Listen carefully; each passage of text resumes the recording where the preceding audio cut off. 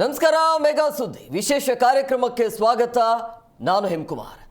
ಬೆಲೆ ಏರಿಕೆಯಿಂದ ಜನ ತತ್ತರಿಸಿ ಹೋಗ್ತಿದ್ದಾರೆ. ಇದರ ಮಧ್ಯೆ ಮತ್ತೊಂದು ಶಾಕ್ ಕೊಡ್ತಾ ಇರುವಂಥದ್ದು ಬಿಬಿಎಂಪಿ. ಈಗಾಗಲೇ ವಿದ್ಯುತ್ ದರ ಆಗಿರಬಹುದು, ಹಾಲು, ಮೊಸರು ಎಲ್ಲದಕ್ಕೂ ಕೂಡ ರೇಟ್ ಜಾಸ್ತಿ ಆಗಿದೆ. ಕಸಕ್ಕೂ ಕೂಡ ರೇಟ್ ಜಾಸ್ತಿ ಮಾಡಿದ್ರು. ಈಗ ಪಾರ್ಕಿಂಗು ಕೂಡ ನೀವು ದುಡ್ಡು ಕೊಡಬೇಕಾಗತ್ತೆ.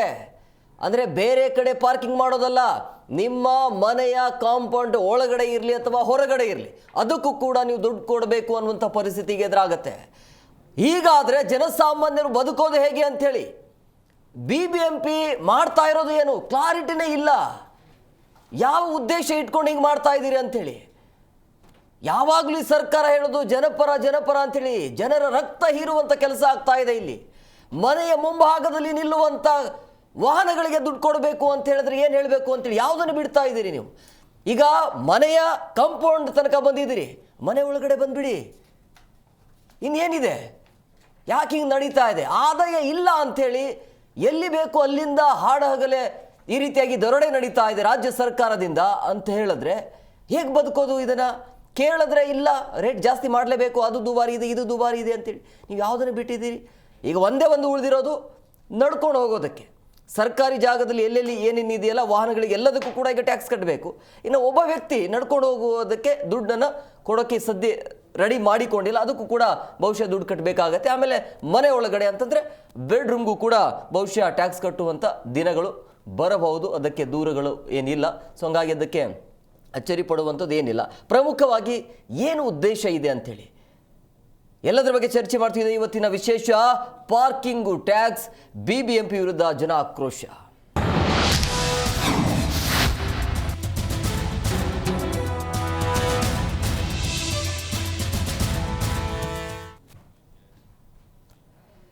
ನೋಡಿ, ಕಸಕ್ಕೂ ಕೂಡ ಟ್ಯಾಕ್ಸ್ ಕಟ್ಟಬೇಕು ಅಂತ ಹೇಳಿ ರೇಟನ್ನು ಜಾಸ್ತಿ ಮಾಡಿದ್ರು. ಈಗ ಮತ್ತೊಂದು ನಿರ್ಧಾರಕ್ಕೆ ಬಂದಿರುವಂಥದ್ದು ಬಿಬಿಎಂಪಿ, ಪಾರ್ಕಿಂಗು ಕೂಡ ನೀವು ಶುಲ್ಕವನ್ನು ಕಟ್ಟಬೇಕು ಅಂತ. ಬೆಂಗಳೂರಿನ ಜನತೆಗೆ ಬಿಬಿಎಂಪಿ ಕೊಡ್ತಾ ಇರುವಂಥ ಶಾಕ್ ಇದು. ವಾಹನ ನಿಲ್ದಾಣ ಹೆಸರದಲ್ಲೂ ಕೂಡ ಈಗ ಆದಾಯ ಮಾಡೋದಕ್ಕೆ ಮುಂದಾಗಿದೆ ಬಿಬಿಎಂಪಿ.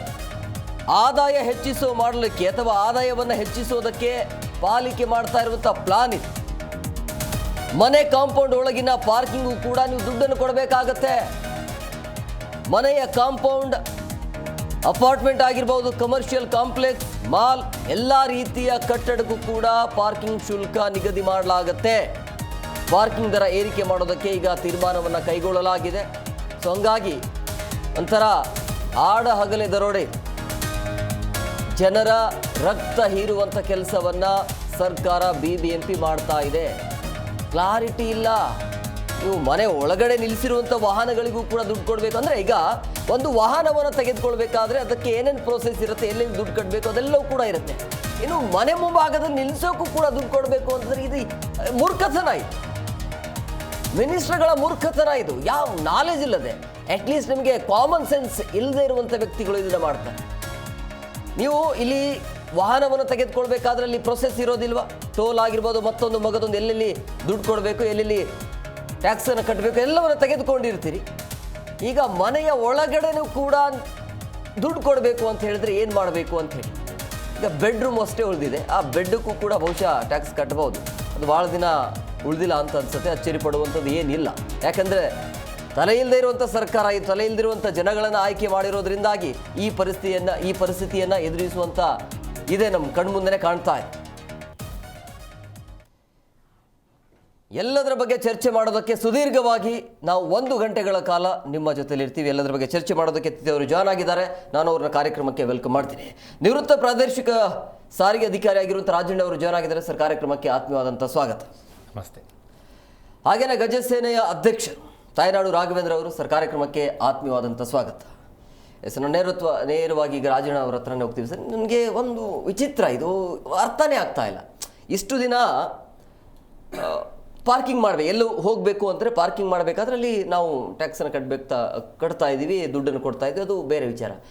ಈಗ ಎಲ್ಲಿ ಅಲ್ಲಿನೇ ಕಟ್ಟಬೇಕು. ಈಗ ಮನೆಗೆ ಬಂದಾದಂಥ ಮನೆಯಲ್ಲಿ ನಿಲ್ಲಿಸುವಾಗಲೂ ಕೂಡ ದುಡ್ಡು ಕೊಡಬೇಕು ಅಂದರೆ ಏನಿದು? ಖಂಡಿತವಾಗ್ಲೂ ಇದೊಂದು ವಿಪರ್ಯಾಸ ಅಂತ ಹೇಳ್ಬೋದು.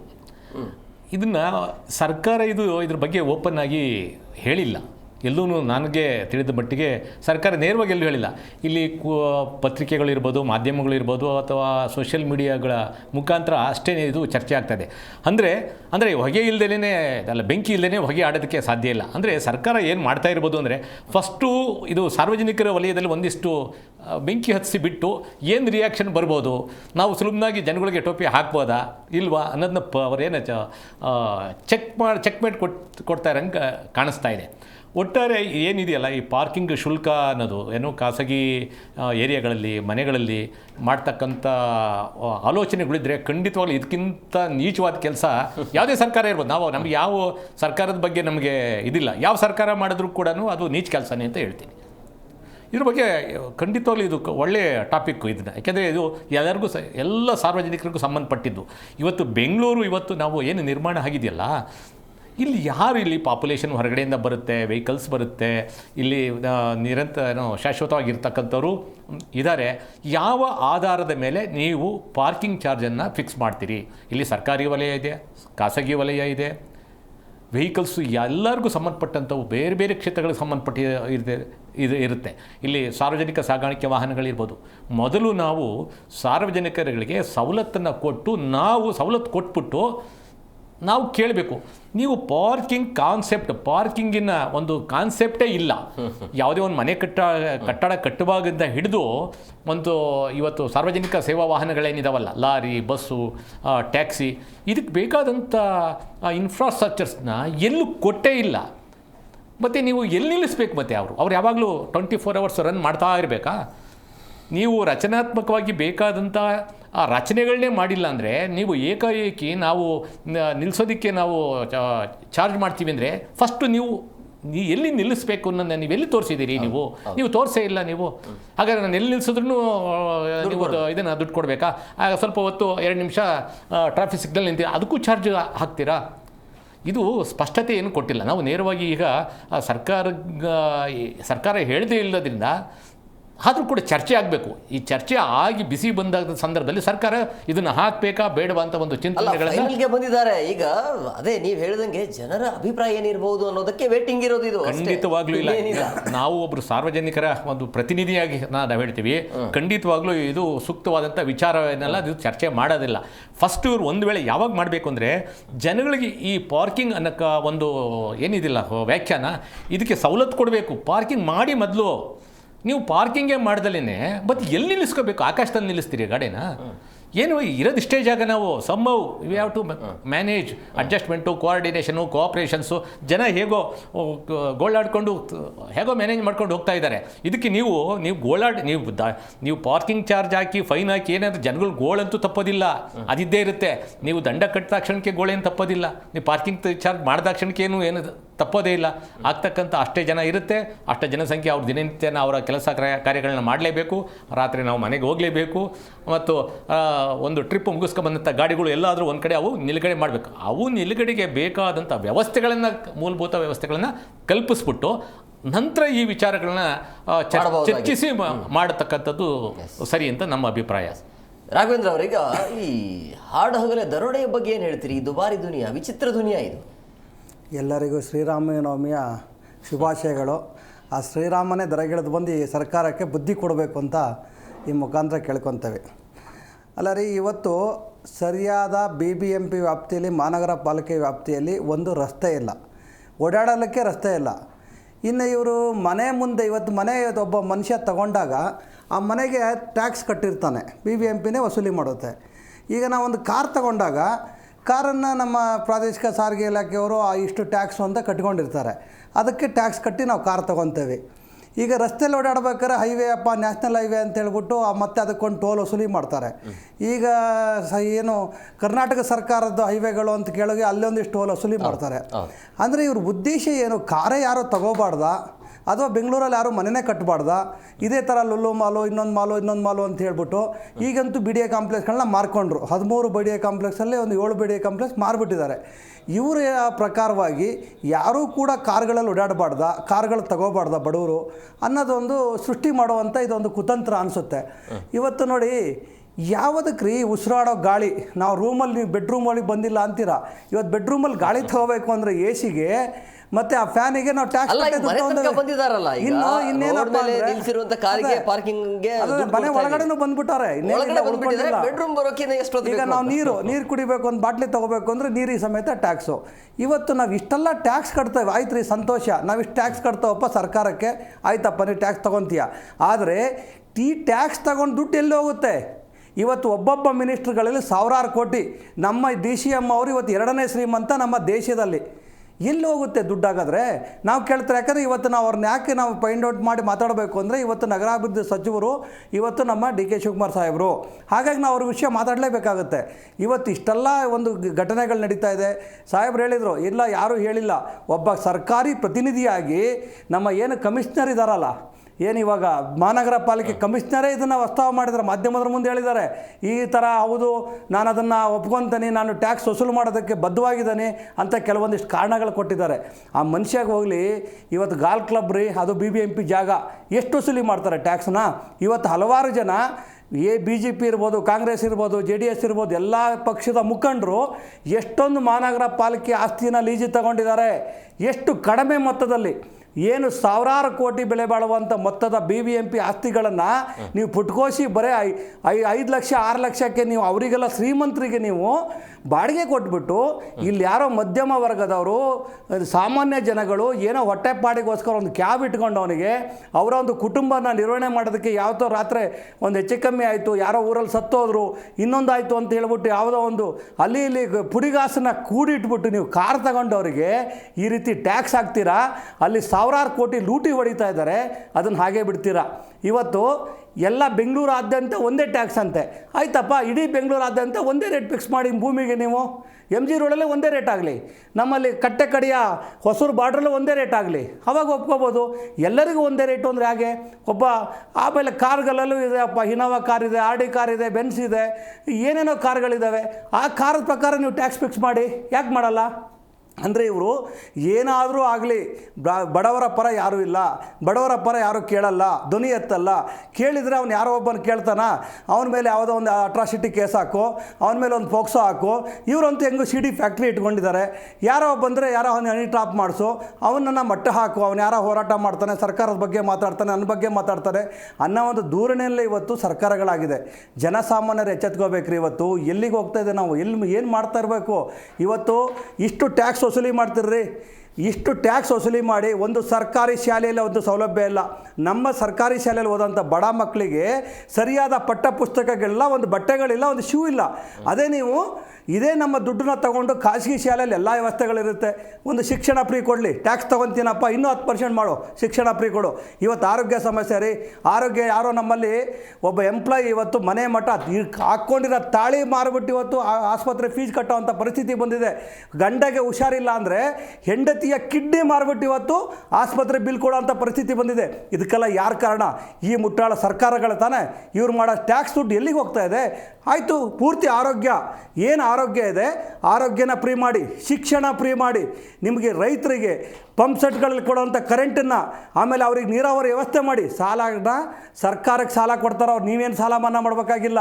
ಇವತ್ತು ಯಾವುದೂ ಇಷ್ಟೆಲ್ಲ ಟ್ಯಾಕ್ಸ್ಗಳು ತಗೊಂಡು ನೀವು ಯಾವುದೇ ಒಂದು ಜನಸಾಮಾನ್ಯರಿಗೆ ಒಂದು ಟ್ಯಾಕ್ಸ್ ಯಾವುದೂ ಒಂದು ಲಾಭನೇ ಇಲ್ದಂಗೆ ಪ್ರತಿಯೊಂದಕ್ಕೂ ಟ್ಯಾಕ್ಸ್ ರೀ. ಇವತ್ತು ಎಷ್ಟು ರೀ, ಕಾಳು ಬೇಳೆ ಒಂದು ಎಲ್ಲದಕ್ಕೂ ಟ್ಯಾಕ್ಸ್ ಅಪ್ಪ. ನಾವು ಹಾಕ್ತಿರೋ ಬಟ್ಟೆ ಪ್ರತಿಯೊಂದು ಟ್ಯಾಕ್ಸು ಟ್ಯಾಕ್ಸು ಟ್ಯಾಕ್ಸು ಅಂದರೆ ನೀವು ಟ್ಯಾಕ್ಸ್ ತಗೊಂಡು ಏನು ಮಾಡ್ತಾ ಇದ್ದೀರಾ? ಜನಗಳಿಗೆ ಏನು ಅನುಕೂಲ ಮಾಡ್ತಾಯಿದ್ರು? ಒಂದು ರಸ್ತೆ ಇಲ್ಲ. ಇವತ್ತು ನಾವು ಬರೀ ಇಲ್ಲಿ ಬರಬೇಕು ಅಂದ್ರೆ ನೋಡಿ 108 ಗುಂಡಿ ತಪ್ಪಿಸ್ಬೇಕು. ನಾವು ಏನೋ ಗುಂಡಿ ತಪ್ಪಿಸೋಕೆ 106 ಜನ ಸಾಯ್ತವ್ರೆ.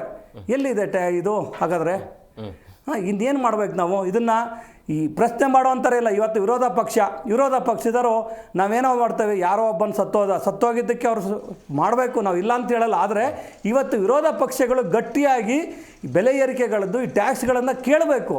ಇಲ್ಲೇ 108 ಕತೆ. ವಿರೋಧ ಪಕ್ಷದಲ್ಲಿ ಒಬ್ರು ಯತ್ನಾಳಂತೆ, ಒಬ್ರು ಇನ್ನೊಬ್ರಂತೆ, ಒಬ್ಬರು ನಾವು ಏನು ಜೊತೆಗಿರೋ ಪಕ್ಷ JDS ಅವ್ರು ಹೋಗಲ್ವಂತೆ. ಎಲ್ಲಿದೆ? ಯಾರು ಕೇಳ್ತಾರೆ ಸರ್ಕಾರನ? ಅಂದರೆ ಇವರೆಲ್ಲ ನನ್ನ ಪ್ರಕಾರ ಏನಾಗಿದೆ, ಈ ಮೂರೂ ಪಕ್ಷದ ಮುಖಂಡರು ಒಂದೇನೆ. ಜನಗಳನ್ನು ಮೂಗಿಗೆ ತುಪ್ಪ ಸವರಿ ಜನಗಳನ್ನು ದಿಕ್ಕು ತಪ್ಪಿಸಿ ಇವಾಗ ಒಂದೇ ನಾಣ್ಯದ 3 ಮುಖಗಳು, 2 ಮುಖ ಅಲ್ಲ, ಒಂದೇ ನಾಣ್ಯದ 3 ಮುಖಗಳು. ಎಸ್ ಸರ್, ಈಗ ರಾಜಣ್ಣವರಿಗೆ ಪ್ರಮುಖವಾಗಿ ಒಂದು ವಾಹನವನ್ನು ತೆಗೆದುಕೊಳ್ಬೇಕಾದ್ರೆ ಅಲ್ಲಿ ಏನೇ ಟ್ಯಾಕ್ಸ್ ಕಟ್ಟಿರ್ತೀವಿ ಅದೆಲ್ಲ ಪ್ರೊಸೆಸ್ ಎಲ್ಲವೂ ಕೂಡ ದುಡ್ಡು ಕೊಟ್ಟಿರ್ತೀವಿ, ಸುಮ್ಮನೆ ಅಂತೂ ತೆಗೆದುಕೊಳ್ಳಲ್ಲ. ಬಟ್ ಈಗ ಮತ್ತೆ ನೀವು ಮನೆಯಲ್ಲಿ ನಿಲ್ಲಿಸಬೇಕಾದ್ರೂ ದುಡ್ಡು ಕೊಡಬೇಕು ಅಂದರೆ ಏನು ಥಾಟ್ ಇರ್ಬೋದು ಅಂದರೆ ಹೇಗೆ ವಿಚಾರ ಇದು, ಯಾವ ವಿಚಾರ ಇಟ್ಕೊಂಡು ಹಿಂಗೆ ಮಾಡಿರ್ತಾರೆ ಅಂತ? ಇದೊಂಥರ ಮನೆ ಹಾಳು ಕ್ಯಾರೆಕ್ಟ್ರು ಅಂತಾರೆ. ಇದು ಮನೆ ಹಾಳು ಮಾಡ್ತಕ್ಕಂಥದ್ದು, ಸಮಾಜದ ಒಂದು ಸ್ವಾಸ್ಥ್ಯನ ಹಾಳು ಮಾಡ್ತಕ್ಕಂಥ ಒಂದು ಆಲೋಚನೆ ಬಂದಿರೋದೇ ತಪ್ಪು.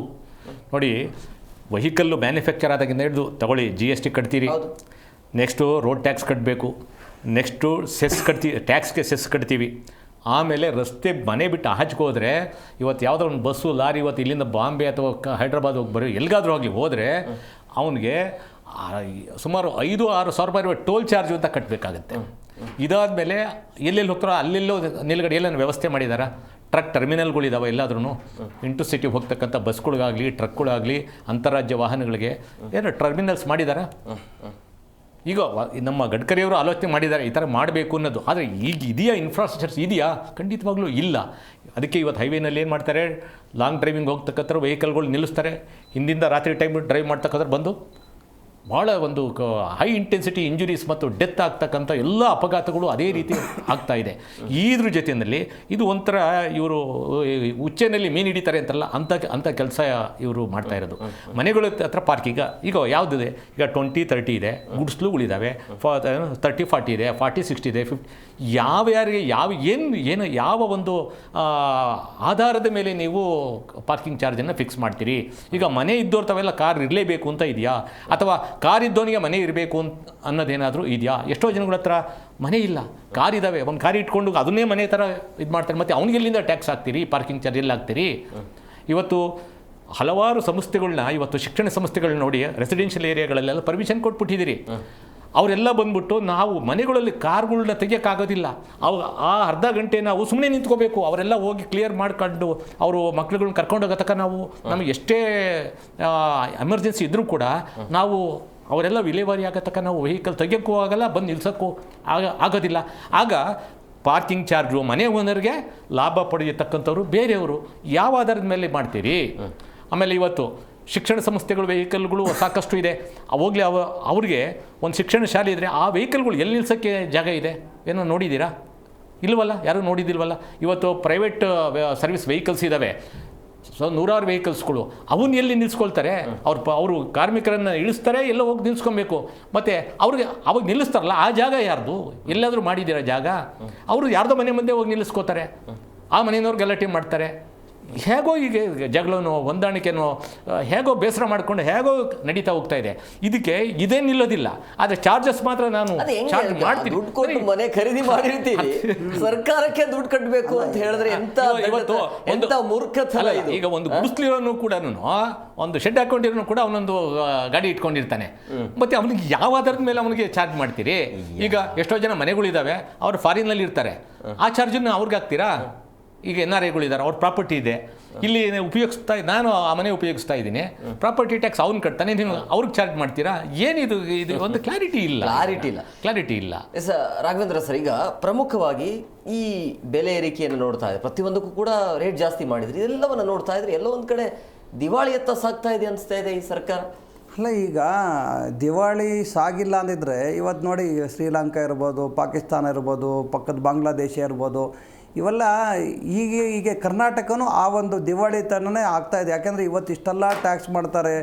ಆ ಒಂದು ಏನು ಹಣಕಾಸಿನ ಸಚಿವರು ಅವರು ಕರೆಕ್ಟಾಗಿ ಅದಕ್ಕೆ ಯಾವುದು ಕ್ಲಾರಿಟಿ ಕೊಡೋಕ್ಕೆ ರೆಡಿ ಇಲ್ಲ. ಮುಖ್ಯಮಂತ್ರಿಗಳು ಅವರೇ ಸಚಿವರು ಇವತ್ತು ಯಾವುದು ಕ್ಲಾರಿಟಿ ಕೊಡೋಕ್ಕೆ ರೆಡಿ ಇಲ್ಲ.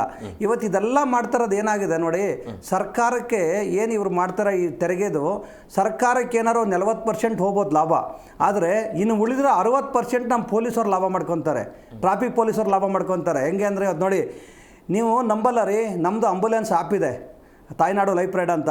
ಆಂಬುಲೆನ್ಸನ್ನು ನೀವು ರಸ್ತೆಗಳಲ್ಲಿ ನಂಬರ್ ಪಾಪ ಆಂಬುಲೆನ್ಸ್ ನಿಲ್ಲಿಸ್ತಾರೆ, ಅವರಿಗೆ ಆಸ್ಪತ್ರೆ ಮುಂದೆ 4 ಆಂಬುಲೆನ್ಸ್ ನಿಂತ್ಕೋಬೋದು, ಅದು ಎಮರ್ಜೆನ್ಸಿ ಹೊಡೆಯೋದು ರೀ. ಇವತ್ತು ಪ್ರತಿ ಆಂಬುಲೆನ್ಸ್ಗಳನ್ನು ರಸ್ತೆಯಲ್ಲಿ ನಿಂತ್ಕೊಂಡಾಗ ಪ್ರತಿಯೊಬ್ಬರು ಬಂದ್ಬಿಟ್ಟು ಪೊಲೀಸ್ ಅವರಿಗೆ ಮಾಮೂಲಿ ಕೊಡಬೇಕು. ಪೊಲೀಸವ್ರು ಮಾಮೂಲಿ ಕೊಟ್ಟರೆ ನಿಲ್ಸಕ್ಕೆ ಬಿಡ್ತಾರೆ, ಇಲ್ಲ ಅಂದರೆ ಅವ್ನು ಏನೋ ಕತೆ ಕಟ್ತಾರೆ. ಇವರೇ ಯಾರೋ ಪಕ್ಕದ ಲೋಕಲ್ ನೋಡ್ರಿ ಅವ್ರ ಮನೆ ಮುಂದೆ ನಿಲ್ಲಿಸ್ಬಿಟ್ಟಿದ್ರ, ಅವ್ರು ಕಂಪ್ಲೇಂಟ್ ಮಾಡಿದ್ರು, ನೀವು ಎತ್ತಬೇಕು ಅಂತಾರೆ. ಇವರೇ ಸೃಷ್ಟಿ ಮಾಡ್ತಾರೆ. ಹೊಸ ಒಬ್ಬ ಆಫೀಸರ್ ಬಂದ ತಕ್ಷಣ ಇನ್ನೊಂದು. ಇವತ್ತು ಇಷ್ಟು ಭಿಕ್ಷೆತನವಾಗಿ ಉಚಿತವಾಗಿ ಭಿಕ್ಷೆ ಬೇಡುವಂಥ ಪರಿಸ್ಥಿತಿ ಇವತ್ತು ನಮ್ಮ ಪೊಲೀಸ್ ಇಲಾಖೆಗೆ ಟ್ರಾಫಿಕ್ ಅವ್ರಿಗೆ ಕೆಲವ್ರಿಗೆ ಬಂದುಬಿಟ್ಟಿದೆ ಅಂದರೆ ಸಾಗ್ತಾ ಇದೆ ನಮ್ಮದು. ಕೇಳಿದರೆ ಏನ್ರಿ ಸ್ವಾಮಿ ನಿಮ್ಗೆ ಗೊತ್ತಲ್ಲ, ನಾನು ಈ ಪೋಸ್ಟಿಂಗ್ ಬರಬೇಕು, ನಾನು ಈ ಒಂದು ಜಾಗಕ್ಕೆ ಬರಬೇಕು ಅಂದರೆ ಎಷ್ಟು ಕೊಟ್ಟಿದ್ದೇನೆ ಅಂಥೇಳಿ ನಿಮಗೆಲ್ಲ ಗೊತ್ತಿರುತ್ತಲ್ಲ, ನಿಮ್ಗೆ ಹೇಳ್ಬೇಕಾಗತ್ತೆ ಅನ್ನೋದ ನೇರ ಪ್ರಶ್ನೆ ಇವತ್ತು ಅಧಿಕಾರಿಗಳು ಮಾಡ್ತಾ ಇದ್ದಾರೆ. ನೀವು ಬೇಡ ರೀ, ಬಂದೆ ತಾನೇ ಅನ್ನಪೂರ್ಣೇಶ್ವರಿ ನಗರದಲ್ಲಿ ಲೋಕಾಯುಕ್ತ ದಾಳಿ ಆಗುತ್ತೆ, FIR ಆಗುತ್ತೆ, ಆದರೂ ಕೂಡ ಇವತ್ತು ಸರ್ವಿಸಲ್ಲೇ ಮಾಡ್ತಾ ಇದ್ದಾರೆ ಅಂದರೆ ಭ್ರಷ್ಟಾಚಾರ ಅನ್ನೋದು ಇವತ್ತು ಎಷ್ಟು ಮಿತಿ ಮೀರಿಬಿಟ್ಟಿದೆ ಅನ್ನೋದಕ್ಕೆ ಒಂದು ಉದಾಹರಣೆ ಅಷ್ಟೇ. ಈಗ ಬರೀ ಒಂದು ಸ್ಟೇಷನ್ ಕತೆ ಅಲ್ಲ, ಪ್ರತಿಯೊಂದು ಇಷ್ಟ ಆಗಿದೆ. ಇವತ್ತು ನೋಡಿ, ಯಾವುದೇ ಶಾಲೆ ಇವ್ರು ಹೇಳ್ದಂಗೆ ಶಾಲಾ ವಾಹನಗಳು ಅವರು 3 ಲಕ್ಷ 4 ಲಕ್ಷ ಡೊನೇಷನ್ ರೂಪದಲ್ಲಿ ₹1 ಕೊಡ್ತಾರೆ, ₹3 ಲಕ್ಷ ತೊಗೊಂಡು ₹3 ಬರೆದು ಕೊಡ್ತಾರೆ ಡೊನೇಷನ್ನ. ಅಂಥ ಶಾಲೆಗಳು ಕೂಡ ಇವತ್ತು ಬೀದಿ ರಸ್ತೆ ಬದಿಯಲ್ಲಿ ಯಾರ್ದೋ ಮನೆ ಮುಂದೆ ಯಾರ್ದೋ ಖಾಲಿ ಸೈಟಲ್ಲಿ ಗಾಡಿಗಳು ನಿಲ್ಲಿಸಿರ್ತಾರೆ. ಅವರಿಗೆಲ್ಲ ಏನು ಟ್ಯಾಕ್ಸ್ ಹಾಕ್ತೀರಾ ನೀವು?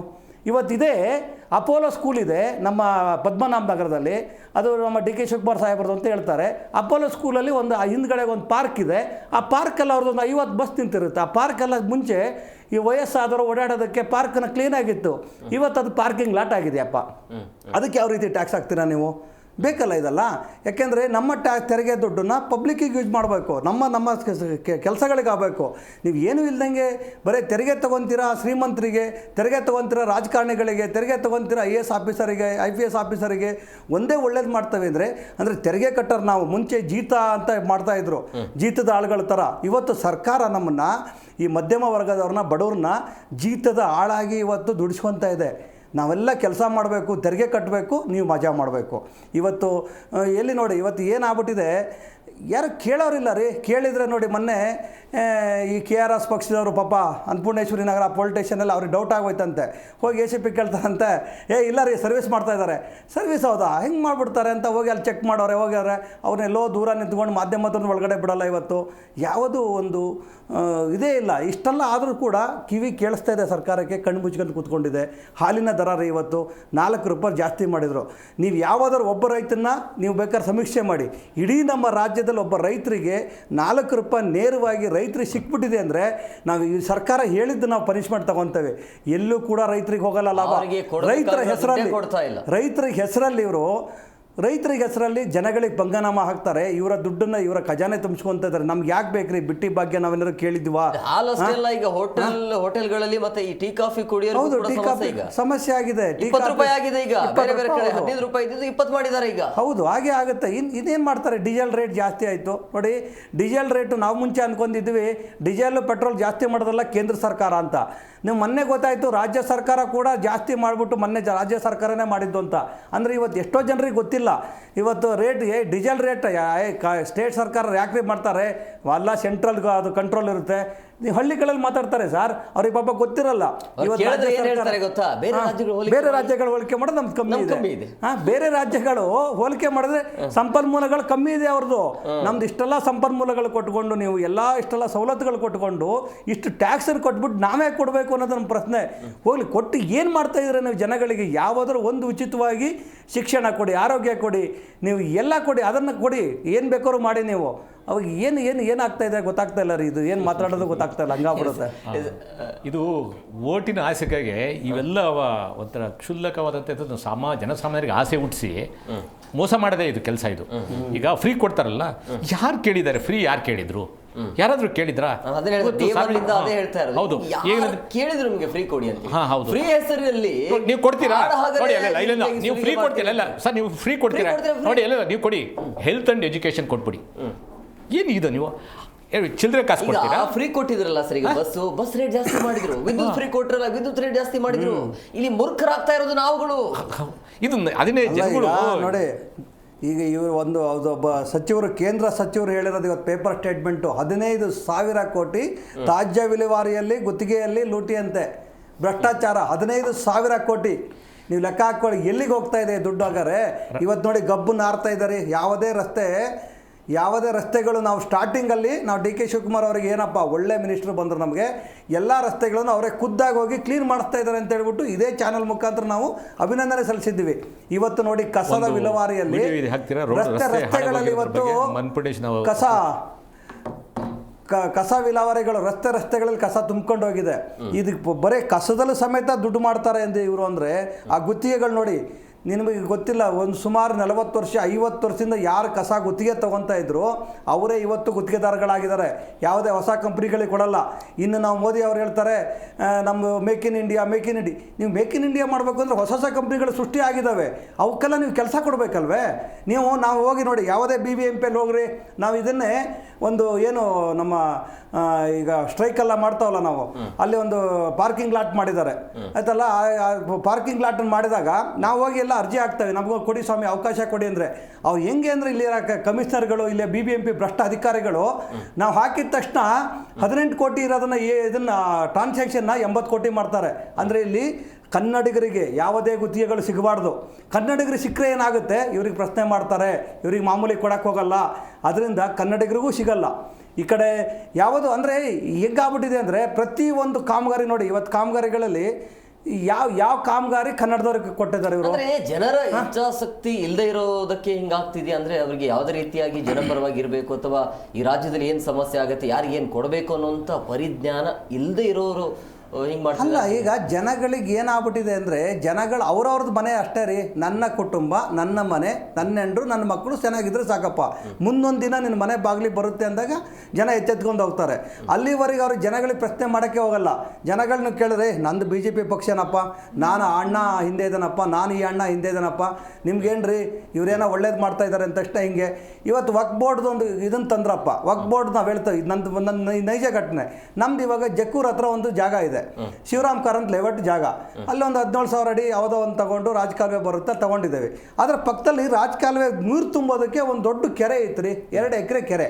ಆ 2 ಎಕರೆ ಕೆರೆನ ಈಗ ಒಂದು 6 ತಿಂಗಳಿಂದ ಮುಚ್ಚಿಬಿಟ್ರು ಅಲ್ಲಿ ದೊಡ್ಡದಾಗಿ ಬೋರ್ಡ್ ಹಾಕಿದ್ರು ವಕ್ಫ್ ಬೋರ್ಡ್ ಅಂತ. ಇವತ್ತು ನೀವು ಹೋಗ್ಬಿಟ್ಟು ಗೂಗಲಲ್ಲಿ ಚೆಕ್ ಮಾಡಿ ಅದು ಕೆರೆ ಅಂತ ಬರುತ್ತೆ.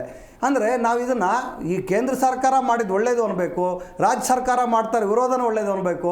ಒಟ್ಟಲ್ಲಿ ನೈಜವಾಗಿರೋ ಘಟನೆ ಅಂತೂ ಅದು ಕೆರೆ ಆಗಿತ್ತು. ಅಲ್ಲಿ ಇಡೀ ಎಲ್ಲರೂ ಹಿರಿಯರು ಶಿವರಾಮ್ ಕಾರಂತ್ ಲೇಔಟಲ್ಲಿ ಹೇಳ್ತಾರೆ, ಇದನ್ನು ಯಾರ ಜಾಗ ಇದು BBMP ಗೊತ್ತಿಲ್ವಾ? ಈ ರೀತಿ 2 ರೂಪಾಯಿ 3 ರೂಪಾಯಿ ನೀವು ಕಾರಿಗೆ ನಿಲ್ಸೋಕ್ಕೆ ಟ್ಯಾಕ್ಸ್ ಹಾಕೋದನ್ನು ಅಷ್ಟು 2 ಎಕರೆ ಜಾಗ ಇವತ್ತು ಸುಮಾರು ಒಂದು 100 ಕೋಟಿ ರೂಪಾಯಿ ಆಸ್ತಿನಪ್ಪ. ಅದೇ 100 ಕೋಟಿ ರೂಪಾಯಿ ಆಸ್ತಿನ ನೀವು ಯಾರಿಗಾದರೂ ಲೀಜಿಗೆ ಕೊಟ್ಟರೆ ದುಡ್ಡು ಬರಲ್ವ ಅಲ್ಲಿ? ಇವಾಗ ಯಾಕೆ ಅದನ್ನ ಅದೇ ರೀತಿ ಎಷ್ಟೋ ಆ ರೀತಿ ಸೋರ್ಸನ್ನ ನೀವು ಯಾವುದು ಮಾಡ್ತಾ ಇದ್ದೀಗ ನಿಮಗೆ ಆದಾಯ ಇಲ್ಲ ಅಂತ ಹೇಳಿದ್ರೆ ಅದಕ್ಕೆ ಬೇರೆ ರೀತಿ ಇಲ್ಲ. ಈಗ ನೋಡಿ, ಈ ವೆಹಿಕಲ್ಗೆ ಸಂಬಂಧಪಟ್ಟಂತೆ ಏಪ್ರಿಲ್ 1, 2003 ಕೇಂದ್ರ ಸರ್ಕಾರ ಒಂದು central motor vehicle rules amendment ಮಾಡಿದೆ. ಏನಂದರೆ ರಿಜಿಸ್ಟರ್ಡ್ ವೆಹಿಕಲ್ಸ್ ಡೀಲರ್ ಅಂತ. ಅಂದರೆ ಈಗಾಗಲೇ ನೋಂದಣಿ ಆಗಿ ನೋಡಿ, ರಸ್ತೆಗಳಲ್ಲಿ ಎಲ್ಲ ಕಡೆಯೂ ಸೆಕೆಂಡ್ ಹ್ಯಾಂಡ್ ವೆಹಿಕಲ್ಲು ಸೇಲ್ಸ್ ಮಾಡ್ತಾ ಇದ್ರಲ್ಲ, ಅದಕ್ಕೆಲ್ಲ ಒಂದು ಕಾನೂನು ತಂದಿದ್ದಾರೆ. ಅವ್ರಿಗೆ ಒಂದು ನಿಯಮಗಳನ್ನು ರೂಪಿಸಿ ಅವರೆಲ್ಲ ಲೈಸೆನ್ಸ್ ತೆಗೆದುಕೊಳ್ಬೇಕು 1/4/2023 ಅಂತ ಅಂದ್ಬಿಟ್ಟು ಕಾನೂನು ಬಂದಿದ್ದರೂ ಕೂಡ ಇಂಥವರೆಗೂ ಸರ್ಕಾರ ಆಗಲಿ ಸಾರಿಗೆ ಇಲಾಖೆ ಆಗಲಿ ಏನೂ ಇದರಿಂದ ಸಾಕಷ್ಟು ಆದಾಯ ಇದೆ. ಇವತ್ತು ಬೆಂಗಳೂರಲ್ಲಿ ಇವತ್ತು ನೀವು ಬೆಂಗಳೂರು ಬಿಟ್ಟು ಇಂಟರ್ಸಿಟೀಸ್ ಬೇರೆ ಸಿಟೀಸ್, ದಾವಣಗೆರೆ ಇರ್ಬೋದು, ತುಮಕೂರು ಇರ್ಬೋದು, ಸಣ್ಣ ಸಿಟಿಗಳಲ್ಲೂ ಇವತ್ತು ರಿಜಿಸ್ಟರ್ಡ್ ವೆಹಿಕಲ್ ಡೀಲರ್ಸ್ ಇವತ್ತು ಅನಧಿಕೃತವಾಗಿ ಕಾರ್ಯಾಚರಣೆಗಳು ಮಾಡ್ತಾ ಇದ್ದಾವೆ. ಇವರಿಗೆ ಲೈಸೆನ್ಸ್ ಕೊಟ್ಟರೆ ಸಾಕಷ್ಟು ರಿಸೋರ್ಸು ಸಿಗುತ್ತೆ, ಸರ್ಕಾರಕ್ಕೆ ಆದಾಯ ಬರುತ್ತೆ. ಆದರೆ ಕಾನೂನು ಇದ್ದರೂ ಕೂಡ ಯಾಕೆ ಸರ್ಕಾರಗಳು ಕಣ್ಮುಚ್ಚಿ ಕುಳಿತಿದ್ದಾವೆ ಗೊತ್ತಿಲ್ಲ. ಇವಾಗ ನೋಡಿದಿರಲ್ಲ ನೀವು, ಎಷ್ಟು ಸೆಕೆಂಡ್ ಹ್ಯಾಂಡ್ ವೆಹಿಕಲ್ ಡೀಲರ್ಸು ರಸ್ತೆ ಗಲ್ಲಿಗಳಲ್ಲಿ ಇದ್ದಾವೆ. ಅವಕ್ಕೆ ನಿಯಂತ್ರಣ ಇಲ್ಲ. ಇವತ್ತು ಕದ್ದು ವೆಹಿಕಲ್ಗಳು ಇವತ್ತು ಕಳ್ತನ ಆಗೋದಕ್ಕೆ ಇವು ಕೂಡ ಬಹಳಷ್ಟು ಒಂದು ಮುಖ್ಯವಾದ ಕಾರಣ. ಇವತ್ತು ಯಾವುದು ಅಧಿಕೃತ ಯಾವುದು ಅನಧಿಕೃತ ಅನ್ನೋದೇ ಗೊತ್ತಾಗೋದಿಲ್ಲ. ಅವ್ರ ಮೇಲೆ ನಿಯಂತ್ರಣ ಇದ್ದರೆ ಒಂದು ಇನ್ಸ್ಪೆಕ್ಷನ್ಗೆ ಹೋದಂಥ ಸಂದರ್ಭದಲ್ಲಿ ಅವ್ರದ್ದು ಏನಾದರೂ ತಪ್ಪು ಮಾಡಿದರೆ ಅವ್ರಿಗೆ ಸಿಕ್ಕಾಕೊಳ್ತಾರೆ. ಯಾವ ಗಾಡಿ ಇದೆ ನಿನ್ನ ಹತ್ರ, ಇದು ಎಲ್ಲಿ ತಂದಿದೆಯಾ, ಯಾರ ಕಡೆಯಿಂದ ಟ್ರಾನ್ಸಾಕ್ಷನ್ ಆಗಿದೆ, ಅವರಿಂದ ಅಪ್ಲಿಕೇಶನ್ ಆಗಿದೆಯಾ, ಇದನ್ನು ಮತ್ತೆ ಯಾರಿಗೆ ಮಾರಾಟ ಮಾಡ್ತಾ ಇದೆಯಾ, ಅದಕ್ಕೆ ಸಂಪೂರ್ಣವಾಗಿ ಬಹಳಷ್ಟು ತುಂಬ ಚೆನ್ನಾಗಿ ಅದನ್ನು ಕಾನೂನು ಅಮೆಂಡ್ಮೆಂಟ್ ಮಾಡಿ ರೂಲ್ಸ್ ತಗೊಂಬಂದಿದ್ದಾರೆ. ಆದರೆ ಇದುವರೆಗೂ ಇದಕ್ಕೆ ಬರಬೇಕಾದಂಥ ಆದಾಯ 2023 ಇಲ್ಲಿನವರೆಗೂ ಕಣ್ಮುಚ್ಚಿಕೊಳ್ತೇವೆ. ಆದರೆ ಸರ್ಕಾರಕ್ಕೆ ಆದಾಯ ಇದೆ, ಆದರೆ ಕೆಲಸನೇ ಮಾಡ್ತಾ ಇಲ್ವೇ? ಯಾರು ಕೇಳಬೇಕು? ಇಲಾಖೆ ಇದ್ರ ಬಗ್ಗೆ ಸಾರ್ವಜನಿಕರಿಗೆ ಒಂದು ತಿಳುವಳಿಕೆ ಕೊಡಬೇಕು. ಏಕಾಏಕಿ ಅವ್ರ ಮೇಲೆ ನಿಮ್ಮ ಕ್ರಮ ತಗೊಳ್ಬಿಡ್ತೀವಿ ಅಂತ. ಯಾಕೆಂದರೆ ಕಾನೂನು ಹೊಸದಾಗಿ ಬಂದಂಥ ಸಂದರ್ಭದಲ್ಲಿ ಫಸ್ಟು ಜನಗಳಿಗೆ ಇಂಥದ್ದೊಂದು ಕಾನೂನು ಬಂದಿದೆ, ನೀವು ಇವೆಲ್ಲ ಲೈಸೆನ್ಸ್ ತೆಗೆದುಕೋಬೇಕು, ಇಂತಿಂಥ ನಿಯಮಗಳನ್ನ ನೀವು ಪಾಲನೆ ಮಾಡಬೇಕಾಗತ್ತೆ, ನಾವು ಇದು ನಿಮಗೆ ಪರಿಶೀಲನೆ ಮಾಡಿ ನಿಮಗೆ ಲೈಸೆನ್ಸ್ ಕೊಡ್ತೀವಿ, ನೀವು ಇದು ಸರ್ಕಾರಕ್ಕೆ ಇಷ್ಟು ಹಣವನ್ನು ಕಟ್ಟಬೇಕಾಗತ್ತೆ, ನಂತರ ನೀವೇನಾದರೂ ತಪ್ಪು ಮಾಡಿದ್ರೆ ನಿಮ್ಮ ಒಂದು ಲೈಸೆನ್ಸ್ನ ರದ್ದು ಮಾಡ್ತೀವಿ ಅಂದು ಸರ್ಕಾರದ ಒಂದು ಹಿಡಿತ ಮೇಲೆ ಹೋಗುತ್ತೆ. ಇಂಥ ಪ್ರಯತ್ನಗಳು ಆಗ್ತಿಲ್ಲ. ನೋಡಿ, ಕಾನೂನಲ್ಲಿ ಇರ್ತಕ್ಕಂಥದ್ದನ್ನ ರಿಸೋರ್ಸಸ್ನ ಸರ್ಕಾರ ಅವಕಾಶನ ಉಪಯೋಗಿಸ್ಕೊಳ್ಳೋದು ಬಿಟ್ಟು ಈ ಪಾರ್ಕಿಂಗ್ ಅಂತ ಸಣ್ಣ ಪುಟ್ಟ ಒಂದು ಸಣ್ಣ ಪುಟ್ಟ ಮನೆಗಳ ಮೇಲೆ ಹಾಕ್ತಾರೆ. ವಾಡೆ ದೊಡ್ಡ ದೊಡ್ಡ ಮಾಲು ಮತ್ತು ಬಿಲ್ಡಿಂಗ್ನವ್ರಿಗೆ ಹಾಕ್ತಾರಾ? ಇವತ್ತು ಟ್ಯಾಕ್ಸ್ ಕಟ್ತಿರಲ್ಲ, ಇವತ್ತು ಏನು ನಮ್ಮದು 20-30-40 ಸೈಟ್ ಇದ್ದರೆ ಅವ್ರು ಟೇಪ್ ಹಿಡ್ಕೊಂಬರ್ತಾರೆ. ಸರ್ ನೀವು ನೋಡಿ ಸರ್ ಇದು ವರಾಂಡ ಜಾಸ್ತಿ ಇದೆ ಸರ್ ಅಂತ ಬರ್ತೀರಿ.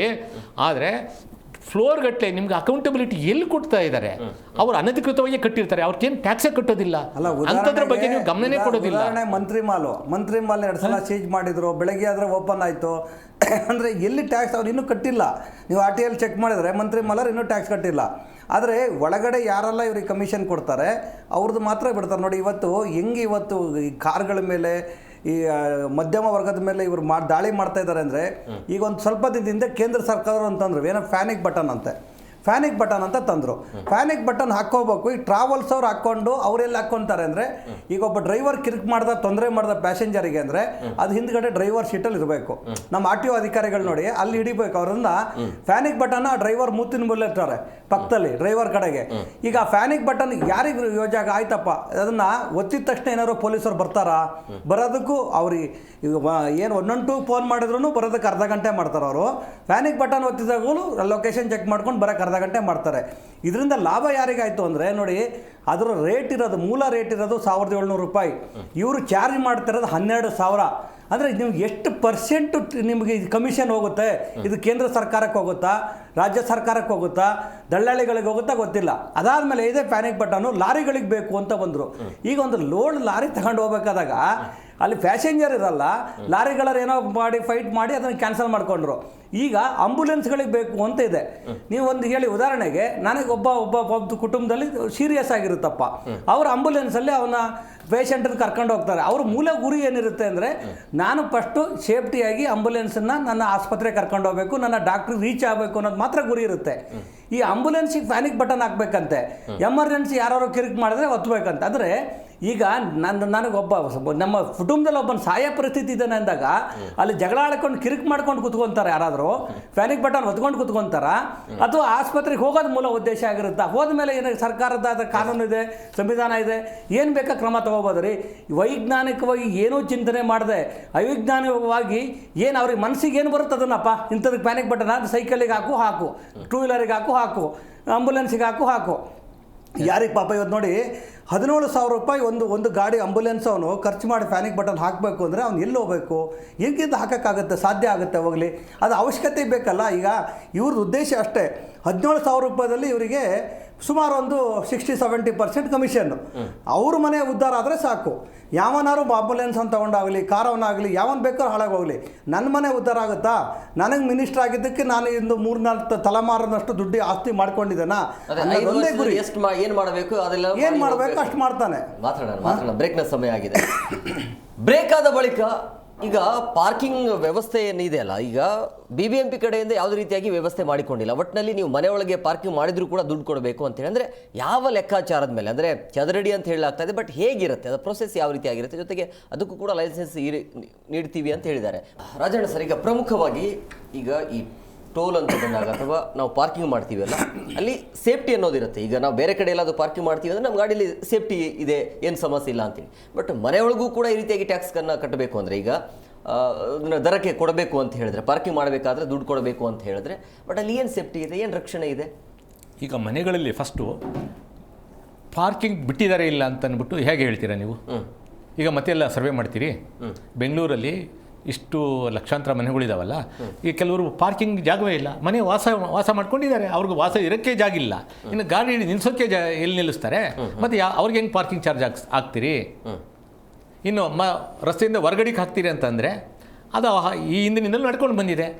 ಅಂದರೆ ಅದು ಸರ್ಕಾರಿ ಜಾಗ, BBMP ರಸ್ತೆ, ಅದಕ್ಕೂ ಹಾಕ್ತೀರಾ? ಹೌದು. ಇವಾಗ ನಾನು ನಿಲ್ಲಿಸಿದ್ದೀನಿ, ನಾಳೆಗೆ ನೀವು ನಿಲ್ಲಿಸ್ತೀರಾ, ನನಗೆ ಹಾಕ್ತೀರಾ, ನಿಮ್ಗೆ ಹಾಕದ? ಇನ್ನೊಂದು 3ನೇ ದಿವಸ ಇನ್ನೊಬ್ರು ಗಾಡಿ ಬಂದು ನಿಂತಿರ್ತದಲ್ಲಿ, ಯಾರಿಗೆ ಅಂತ ಹಾಕ್ತೀರಿ? It's a public place. ಈಗ ನನ್ನ ಮನೆಯಲ್ಲಿ ನಾವು ಪ್ರಾಪರ್ಟಿ ಟ್ಯಾಕ್ಸ್ ಕಟ್ತೀವಿ. ಪ್ರಾಪರ್ಟಿ ಟ್ಯಾಕ್ಸ್ ಕಟ್ಟಿದ ಮೇಲೆ ಪಾರ್ಕಿಂಗ್ ಚಾರ್ಜ್ ಅಂತ ಯಾಕೆ? ನಾಳೆ ಲಿವಿಂಗ್ ರೂಮ್ ಟ್ಯಾಕ್ಸು, ಬಚ್ಚಲು ಟ್ಯಾಕ್ಸು, ಬೆಡ್ರೂಮ್ ಟ್ಯಾಕ್ಸ್, ಈ ಥರ ಎಲ್ಲ ಅದು ಮಾಡಿದ್ರೆ ಭಾಳ ಒಂಥರ ಎಂತ ನಗೆ ಪಾಟ್ಲು ಒಂಥರ ನಮಗೂ ನಗು ಬರುತ್ತೆ. ಆಡ ಮಕ್ಕಳುಗಳು ಅಸಹ್ಯ ಅನ್ನಿಸ್ತದೆ. ಖಂಡಿತವಾಗ್ಲೂ ಭಾಳ ಬೇಸರ. ಈಗ ನೋಡಿ ಏನು ಮಾಡಬೇಕು, ಬೆಂಗಳೂರಲ್ಲಿ ಇರೋರು ಯಾರಪ್ಪ ಅಂದರೆ 90% ಭಾಗ ಹಳ್ಳಿಯಿಂದ ಬಂದಿರೋರೆ. ಇಲ್ಲಿವರೆಗೂ ಹಳ್ಳಿಯಲ್ಲಿ ಮನೆ ಮಠ ಇರ್ತಾರೆ, ಅಣ್ಣ ತಮ್ಮದಿರು ಯಾರೋ ಒಬ್ಬರು ವಾಸವಾಗಿದ್ದಾರೆ. ನಾವು ಇನ್ಮೇಲೆ ಏನು ಮಾಡಬೇಕು ಅಂದರೆ ಬೆಂಗಳೂರಲ್ಲಿ ಕಾರನ್ನ ಖರೀದಿ ಮಾಡಬಾರ್ದು, ಬೆಂಗಳೂರು ಒಳಗಡೆ ಕಾರನ್ನೇ ಖರೀದಿ ಮಾಡಬಾರ್ದು. ಈ ಬೆಂಗಳೂರು ರಿಜಿಸ್ಟ್ರೇಷನ್ ಇದ್ರೆ ತಾನೇ ನಮ್ಮ ಮನೆಗೆ ಇವ್ರು ಟ್ಯಾಕ್ಸ್ ಹಾಕ್ತಾರೆ. ನಂದು ಊರೆಲ್ಲ ಶಿವಮೊಗ್ಗ ಇದೆ, ಸೊರಬ ಇದೆ. ಇಷ್ಟು ದಿನ ದುಡ್ಕೊಂಡು ಬದುಕ್ತಾ ಇರೋ ಹಿಂಗ್ ಮಾಡ್ಬೇಕು ಅಂದ್ರೆ ಪಬ್ಲಿಕ್ ಯಾರು ಹೋಗ್ತಾರಲ್ಲ ಅವ್ರಿಗೆ ಕೈಯಲ್ಲಿ ಒಂದು ಯಾವ್ದು ಮಾರಕಾಸ್ತ್ರ ಹಿಡಿದು ದಬ್ಬಾಳಿಕೆ ಮಾಡಿ ದುಡ್ಡು ಕಿತ್ಕೊಂಡು ಬದುಕಬೇಕು. ಅಲ್ಲ ಅದನ್ನ ಇಲ್ಲ ಅಂದ್ರೆ ಅದಕ್ಕೆ ಅವಕಾಶ ಮಾಡಿ ಕೊಡ್ತಾ ಇದ್ದಾರೆ. ಈಗ ಪಾಪ ಗಾಡಿ ತಗೊಂಡು ಎಲ್ಲ ದುಡಿತಾ ಇದ್ರು ಕೂಡ ಇವ್ರಿಗೆ ನೆಮ್ಮದಿ ಇಲ್ಲ ಅಂತ ಹೇಳಿದ್ರೆ ಇನ್ನೇನ್ ಮಾಡ್ತಾರೆ? ಆದರೋಷವಾಗಿ ಮಾರಕಾಸ್ತ್ರ ಹಿಡ್ಕೊಂಡು ಜನರಿಗೆ ದಬ್ಬಾಳಿಕೆ ಬದುಕಬೇಕು. ಈಗಾಗಲೇ ಇದರದ್ದೆಲ್ಲ ವಿಡಿಯೋಗಳು ಸುಮಾರು ಯೂಟ್ಯೂಬಲ್ಲಿ ಹರಿಬಿಟ್ಟಿದ್ದಾವೆ. ಕೆಲವ್ರಿಗೆ ಪಬ್ಲಿಕ್ ಮಾತಾಡ್ತಾ ಇದ್ದಂಗೆ ಆಲ್ರೆಡಿ ದರೋಡೆಕೋರರಿಗೆ ಇಲಾಖೆಗಳನ್ನೇ ನೀನು ನೋಡಪ್ಪ ಹಲ್ಲೆ ಮಾಡಬೇಡ, ನೀನು ಕೊಯ್ಚಬೇಡ, ಚುಚ್ಚಬೇಡ, ನೀನು ಇಷ್ಟು ದರೋಡೆ ಮಾಡು, ನನಗೆ ಇಷ್ಟು ಪರ್ಸೆಂಟೇಜ್ ಕೊಡು ಅಂತೇಳಿ ಆಲ್ರೆಡಿ ಕೆಲವು ಠಾಣೆಗಳಲ್ಲೇ ಮಾಡವ್ರೆ. ಇಲ್ಲ ಅಂದರೆ ನೋಡ್ರಿ, ಒಬ್ಬ ಆರ್ಡಿನರಿ ಸಬ್ ಇನ್ಸ್ಪೆಕ್ಟ್ರು ಇವತ್ತು 4-5 ರೆಸ್ಟಾರ್ಟ್ಗಳು, 10-8 ಮನೆಗಳು ಎಲ್ಲಿಂದ ಬರುತ್ತೆ ಅಂದರೆ ಆ ರೀತಿ ಈ ಥರ ದುಡ್ಡುಗಳು ಇದು ಆಲ್ರೆಡಿ ಆಗೋಗಿದೆ. ಇನ್ನು ಮುಂದೆ ಏನು ಅಂದರೆ ಕಾರ್ಗಳನ್ನ ನಾವು ಹಳ್ಳಿಗಳಲ್ಲಿ ತೊಗೋಬೇಕು. ಹಳ್ಳಿಗಳಲ್ಲಿ ತಗೊಂಡಾಗ ನಮ್ಮದು ಕಾರ್ ಹಳ್ಳಿದಪ್ಪ ಮನೇಲಿದೆ, ಈಗೇನೋ ಬಂದಿದ್ದಾರೆ ಹೋಗಿದ್ದಾರೆ ಅಂತ ಹೇಳ್ಬೇಕು. ಯಾಕೆಂದರೆ ಈ ಒಂದು ಕೆಲಸನ ಇವತ್ತು ಪಾಂಡಿಚೇರಿ ರಿಜಿಸ್ಟ್ರೇಷನ್ ಗಾಡಿ ಪಂಚಾಯತ್ ಲೆವೆಲ್ಗೂ ಬಂದ್ಬಿಡ್ತಾರೆ. ಅಲ್ಲ ಅದೇ ಅಲ್ಲಿ ಬರ್ತಾರೇನೋ. ಬಟ್ ಈ ಸದ್ಯಕ್ಕೆ ನಾವು ಬೀಸೋದೊಣ್ಣೆ ತಪ್ಪಿಸ್ಕೊಂಡ್ರೆ 1000 ವಯಸ್ಸು ಆಯ್ಸಂತೆ. ಈ ಬೀಸೋದೊಣ್ಣೆ ತಪ್ಪಿಸ್ಕೋಬೇಕು ಅಂದರೆ ಆ ಕೆಲಸ ಮಾಡ್ಬೇಕು. ಈಗ ನೋಡಿ ಪಾಂಡಿಚೇರಿ ಗಾಡಿಗಳು ನಿಮ್ಗೆ ರೋಡೆಲ್ಲ ಕಾಣಿಸ್ತವೆ. ಪಾಂಡಿಚೇರಿಯಲ್ಲಿ ಏನೋ ಟ್ಯಾಕ್ಸ್ ಉಳಿಸೋದಕ್ಕೆ ಮಾಡ್ತಾರೆ. ಕೆಲವು ನಮ್ಮ ಒಳ್ಳೆ RTO ಅಧಿಕಾರಿಗಳು ಸೀಜ್ ಮಾಡಿ ಏನೇನೋ ಮಾಡ್ತಾರೆ. ತಿರ್ಗಾ ಸಮಥಿಂಗಲ್ಲಿ ಮತ್ತೆ ತಿರ್ಗಾ ಎಲ್ಲೋ ಅವ್ರಿಗೆ ಒತ್ತಡ ಬರುತ್ತೆ, ಯಾರೋ ಫೋನ್ ಮಾಡ್ತಾರೆ, ನನ್ನ ಗಾಡಿ, ನನ್ನ ಅಳಿಯ, ನನ್ನ ಮಾವ ಹಿಂಗೆ ಹೇಳ್ಬಿಟ್ಟು ಬಿಡಿಸ್ಬಿಡ್ತಾರೆ. ಈಗ ಆ ರೀತಿ ಏನಕ್ಕೆ ಅಂದರೆ ಅದು ಟ್ಯಾಕ್ಸ್ ಉಳಿಸೋದಕ್ಕೆ. ಇನ್ನು ಮುಂದೆ ಈ ಥರದ್ದೊಂದು ಐಡಿಯಾ ಜನಗಳು ಮಾಡಬೇಕು. ಎಲ್ಲಿಂದಲೋ ಗಾಡಿಗಳು ಹಳ್ಳಿಗಳಿಂದ ಗಾಡಿ ತಂದುಬಿಟ್ಟು ಇಲ್ಲಿ ನಿಲ್ಸ್ಕೋಬೇಕು. ಆಮೇಲೆ ಇವತ್ತು ಬಾಡಿಗೆ ಮನೆ ಅಪ್ಪ, ನಮ್ದೆಲ್ಲ ಸ್ವಂತ ಮನೆನೇ ಇಲ್ಲಪ್ಪ. ಈಗ ಬಾಡಿಗೆ ಮನೆಗಿರೋರು ಎಲ್ಲಿಂದ ಯಾರು ಕಟ್ಟಬೇಕಾದ ಟ್ಯಾಕ್ಸನ್ನ? ಓನರ್ ಕಟ್ಟಬೇಕಾ, ನಾವು ಕಟ್ಟಬೇಕಾ ಗೊತ್ತಿಲ್ಲ.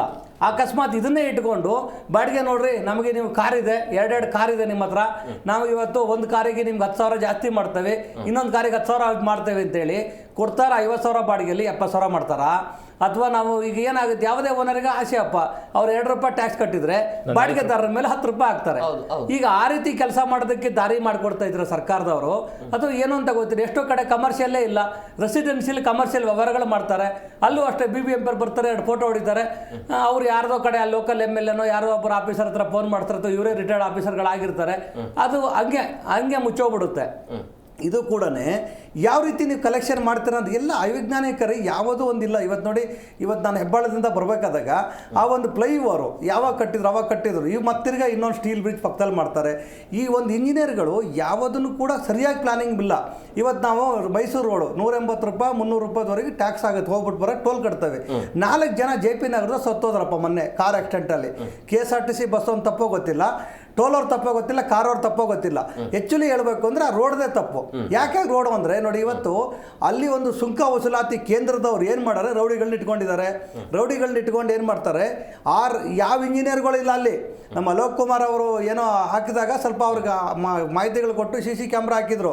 ಈ ಲೋಕಲ್ ರೌಡಿಗಳು ಏನು ಕೊಡ್ತಾರೆ, ಸರ್ ಇಲ್ಲಿ ಟೋಲ್ಗಳು ಇವತ್ತು ಕಲೆಕ್ಷನ್ ಯಾಕೆ ಕಮ್ಮಿ ಆಯಿತು ಅಂದರೆ ಮುಂದಿಂದ ಎಂಟ್ರಿ ಆಗ್ತಾರೆ, ಹೋಗ್ಬಿಟ್ಟು ಆ ಕಡೆಯಿಂದ ಬರೋರು ಹಿಂದಿಂದ ಹೋಗಿ ಸರ್ವಿಸ್ ರೋಡಿಗೆ ತಗೊತಾರೆ ಅಂತ ಐಡಿಯಾಗಳು ಕೊಡ್ತಾರೆ. ಅಲ್ಲಿ ಯಾವುದೇ ಒಂದು NHಯಿಂದ ಪರ್ಮಿಷನ್ ಇಲ್ದಂಗೆ ಅವ್ರು ಏನು ಮಾಡ್ತಾರೆ, ಇಷ್ಟು ದೊಡ್ಡಿರೋ ರೋಡನ್ನು ಏನು ಒಂದೇ ರೋಡಲ್ಲೇ ಮತ್ತೆ ಬರೋ ಎಂಟ್ರಿನೂ ಮಾಡ್ತಾರೆ, ಔಟ್ ಗೋಯಿಂಗ್ ಹೋಗೋಕ್ಕೂ ಮಾಡ್ತಾರೆ. ಆ ಒಂದು ಅವೈಜ್ಞಾನಿಕವಾಗಿ ರಸ್ತೆನ ನಿರ್ಮಾಣ ಮಾಡಿ ಇವ್ರ ದುಡ್ಡಿಗೋಸ್ಕರ, ಇವ್ರ ಲಾಭಕ್ಕೋಸ್ಕರ ಇವತ್ತು ಇಡೀ ಫ್ಯಾಮಿಲಿ ಸತ್ತೋದ್ರಿ. ಇದ್ರ ಬಗ್ಗೆ ಯಾರು ಕೇಳಲ್ಲ, ಇದ್ರ ಬಗ್ಗೆ ಯಾರು ಹೋರಾಟ ಮಾಡಲ್ಲ. ಟ್ಯಾಕ್ಸ್ ಮಾತ್ರ ಕಟ್ಟಿ. ನೀವು ಟ್ಯಾಕ್ಸ್ ಕಟ್ಟಿದ್ರೆ ಏನಾಗ್ತಾ ಇದೆ ಇಲ್ಲಿ? ಹಾಂ, ಈಗ ರಾಘವೇಂದ್ರ ಎಂಟ್ರಿ ಎಕ್ಸಿಟ್ ಬಗ್ಗೆ ಹೇಳಿದ್ರಲ್ಲ, ಅವ್ರು ಹೇಳ್ತಾರೆ ಕರೆಕ್ಟು. ಏನು ಮಾಡಿದ್ದಾರೆ, ಹೈವೇ ಇದೆ, ನೀವು ಇಲ್ಲಿ ಎಕ್ಸಿಟ್ ಆಗಬೇಕು, ನೆಕ್ಸ್ಟ್ ಎಂಟ್ರಿ ತುಂಬ ಕ್ಲೋಸ್ ಆಗಿದ್ದಾವೆ. ಹೌದು, ಏಕೆಂದರೆ ಅಲ್ಲಿ ಎರಡು ಜಂಕ್ಷನ್ ಆಗುತ್ತೆ. 2 entry exit, 2 next immediate entry exit, confusion ಆಗುತ್ತೆ. ಆ ಸ್ಪೀಡಿಗೆ ಕಂಟ್ರೋಲ್ ಮಾಡೋದಕ್ಕೆ ಖಂಡಿತ ಸಾಧ್ಯ ಆಗಲ್ಲ. ಮೊನ್ನೆ ಆಗಿರೋದು ಅದೇ ಕಾರಣ ಇರಬಹುದು ನಮಗೆ ಅನಿಸುತ್ತೆ. ಕೆಲವು ಟೋಲ್ಗಳಲ್ಲಿ ನೀವು ನೋಡ್ತೀರಾ, ಕೆಲವು ಟೋಲ್ಗಳಲ್ಲಿ VIP ಎಂಟ್ರಿ ಅಂತ ಬೋರ್ಡ್ ಇರುತ್ತೆ, ಆಂಬುಲೆನ್ಸ್ ಅಂತ ಬೋರ್ಡ್ ಇರುತ್ತೆ ರೀ. ಆಂಬುಲೆನ್ಸ್ ಅಂತ ಬೋರ್ಡ್ ಇದ್ರಲ್ಲಿ ಲಾರಿಗಳಾಗ್ತಾರೆ. ನೀವೇನು ಬೇಡ, ಇಲ್ಲೇ ಇದು ಚಂದಾಪುರಕ್ಕೆ ಹತ್ತಿಬೇಲಿ ಟೋಲ್ ನೋಡಿ, 24 ಗಂಟೆ ಜಲ್ಲಿ ಲಾರಿಗಳನ್ನ ನಿಲ್ಸಿರ್ತಾರೆ. ಆ ಕಡೆ ಟೋಲಲ್ಲಿ, ಈ ಕಡೆ VIP ಇಲ್ಲ, ಆಂಬುಲೆನ್ಸ್ ಎಂಟ್ರಿನೂ ಇಲ್ಲ ಅಲ್ಲಿ. ಉದ್ದೇಶ ಏನು ಅಂದರೆ VIP ಅಂತ ಹೋಗ್ತಾರೆ ಅಂತ. ಅಂದರೆ ಇದನ್ನು ಯಾರೂ ಈ ರೀತಿ ಯಾಕಪ್ಪ ಮಾಡ್ತಾ ಇದೆಯಾ, NH ಅವರಾಗಲಿ, RTO ಅಧಿಕಾರಿಗಳಾಗಲಿ ಅಥವಾ ಪೊಲೀಸ್ ಅಧಿಕಾರಿಗಳಾಗಲಿ, ಸಂಬಂಧಪಟ್ಟಿರೋ ಅಧಿಕಾರಿಗಳು ಹೋಗಿ ಪ್ರಶ್ನೆ ಮಾಡಲ್ಲ. ಏನಪ್ಪ ಇವತ್ತು ಎಷ್ಟು ಕಲೆಕ್ಷನ್ ಐತಪ್ಪ, ಎಷ್ಟು ವಿತೌಟ್ ಮಾಡ್ದಪ್ಪ, ಎಷ್ಟು ಮಾಡಿದೆ ಕಲೆಕ್ಷನ್ನೇ ಕೊಡೋನ ಥರನೇ ಇವರು ಮಾಡೋದ್ರಿಂದ ಇವತ್ತು ಯಾವುದು ನೋಡಿ ಇಷ್ಟೆಲ್ಲ ಟ್ಯಾಕ್ಸ್ ಕಟ್ಬಿಟ್ಟು ನಮ್ಗೆ ಏನಿದೆ ಅದನ್ನು ಕೇಳ್ತಾರದು. ಇವಾಗ ನಾವು ಎಲ್ಲದಕ್ಕೂ ಟ್ಯಾಕ್ಸ್, ನೀರಿಗೆ ಟ್ಯಾಕ್ಸು, ಇನ್ನೇನು ಅಂದರೆ ನಾವು ಈಗ ಬೇರೆ ಏನೂ ಬರೋರಿ, ನಾವು ಮೂತ್ರ ವಿಸರ್ಜನೆ ಮಾಡಿದ್ರೆ ಟ್ಯಾಕ್ಸ್ ಅಪ್ಪ. ಅಲ್ಲಿ ಹೋಗಿ ನೀವು ಎಲ್ಲ ಮೆಜೆಸ್ಟಿಕಲ್ಲಿ ಹೋಗಿ ಅಲ್ಲಿ ನನಗೆ ಸ್ಟಾರ್ಟಿಂಗಲ್ಲಿ ಏನಪ್ಪ ಇದು ಮೂತ್ರ ವಿಸರ್ಜನೆಯಲ್ಲಿ ನೀನು MLA ಫೋಟೋ ಹಾಕೋಬಿಟ್ಟಿದೆಯಾ, ಗಾಂಧಿನಗರದಲ್ಲಿ ನಮ್ಮ ದಿನೇಶ್ ಗುಂಡೂರಾವ್ ಅವ್ರದ್ದು ಇನ್ನೊಬ್ರದ್ದು ಯಾರ್ದೋ ಹಾಕಿದ್ರು ಫೋಟೋನ. ನನಗೆ ಡೌಟ್ ಆಯಿತು, ಇದು ಫೋಟೋ ಹಾಕ್ಕೊಂಡಾರೆ ಅಂದಮೇಲೆ ಈಗ ನಾವೆಲ್ಲ ಫ್ರೀ ಇರಬೇಕಪ್ಪ. ಯಾಕೆಂದರೆ ನಮ್ಮಲ್ಲಿ ಹಳ್ಳಿ ಕಡೆಗೆ ಬೇರೆ ಬೇರೆ ಕಡೆಗೆ ಈ ನೀರಿನ ಟ್ಯಾಂಕಿನ ಮೇಲೆ ಫ್ರೀ, ನಾನಿಂಥ MLA ನಾನು ಫ್ರೀ ಅಂದರೆ ನೀನು ಫೋಟೋ ಹಾಕ್ಕೊಂಡು ನಮಗೆ ರಿಸರ್ಚ್ ಮಾಡೋಕ್ಕೆ ನೀನು ಕಲೆಕ್ಷನ್ ಮಾಡ್ತೀಯ ಅಂದರೆ ಅಷ್ಟು ಗತಿಗೆ ಎತ್ಕೊಳ್ಬಿಟ್ಟಾರ MLAಗಳು. ಅಂದರೆ ಬೆಂಗಳೂರು MLAಗಳು ಇವತ್ತು ಅಷ್ಟು ಬರ್ಬಾತಾಗ್ಬಿಟ್ಟಿದಾರ. ಅವ್ರ ಫೋಟೋ ಇರುತ್ತೆ, ಕಲೆಕ್ಷನ್ ದುಡ್ಡು ₹1 ಕೊಡಿ ಸರ್, ₹1 ಕೊಡಿ ಸರ್ ಅಂತಾರೆ. ಮೂತ್ರ ವಿಸರ್ಜನೆ ದುಡ್ಡು MLAಗೆ ಹೋಗ್ಬೇಕು ಅಂತ.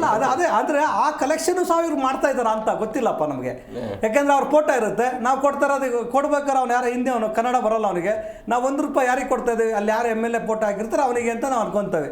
ಈ ರೀತಿ ಕಲೆಕ್ಷನ್ ಮಾಡ್ತಾರ ಅಂತ ಅಂದರೆ ಟ್ಯಾಕ್ಸ್ ನೋಡಿ, ನೀವು ನೀರು ಕುಡಿಯೋಕ್ಕೂ ಟ್ಯಾಕ್ಸ್ ಕಟ್ಟಬೇಕು, ನೀರು ಬಿಡೋಕ್ಕೂ ಟ್ಯಾಕ್ಸ್ ಕಟ್ಟಬೇಕು. ಇದು ಏನಾಗ್ತಾ ಇದೆ ಹೇಳಿ ಹೋಗಲಿ.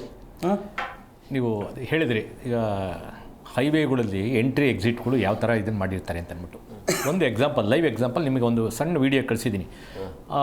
ರಿಂಗ್ ರೋಡ್ ಇದೆ, ಅಲ್ಲಿ ನಾಗರಬಾವಿ ಇಂದ ನಮ್ಮ ಮತ್ತು ಗೊರಗುಂಟೆಪಾಳ್ಯ ಅಲ್ಲಿ ಮಧ್ಯೆ ಒಂದು ಮೈನ್ ರೋಡ್ ಬರುತ್ತೆ.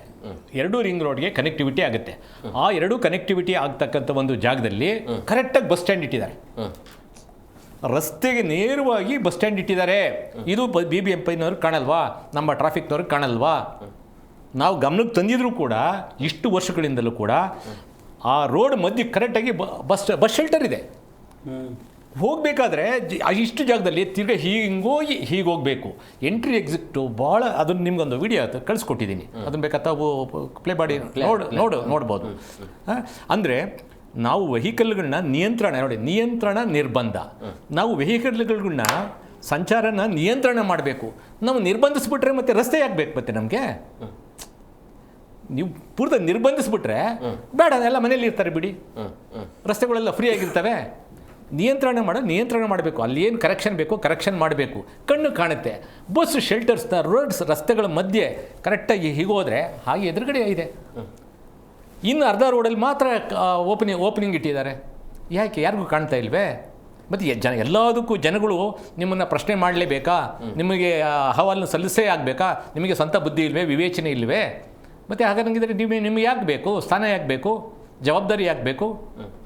ಯಾರೋ ಹೇಳಿದ್ದನ್ನು ನೀವು ಹೇಳಿದ್ದ ಮೇಲೆ ನಾನು ಪ್ರತಿಕ್ರಿಯೆ ಮಾಡಬೇಕು ಅನ್ನೋದ್ರೆ ನಾನೇ ಆಗಬೇಕು. ನನ್ನ ಜವಾಬ್ದಾರಿಗಳೇನು? ಬರೀ ಟ್ಯಾಕ್ಸ್ ಹಾಕೋದಷ್ಟೇನ ಕೆಲಸ? ಎಲ್ಲವಕ್ಕೂ ಜನಗಳ ಮೇಲೆ ಹೊರೆ ಹಾಕೋದಷ್ಟೇ.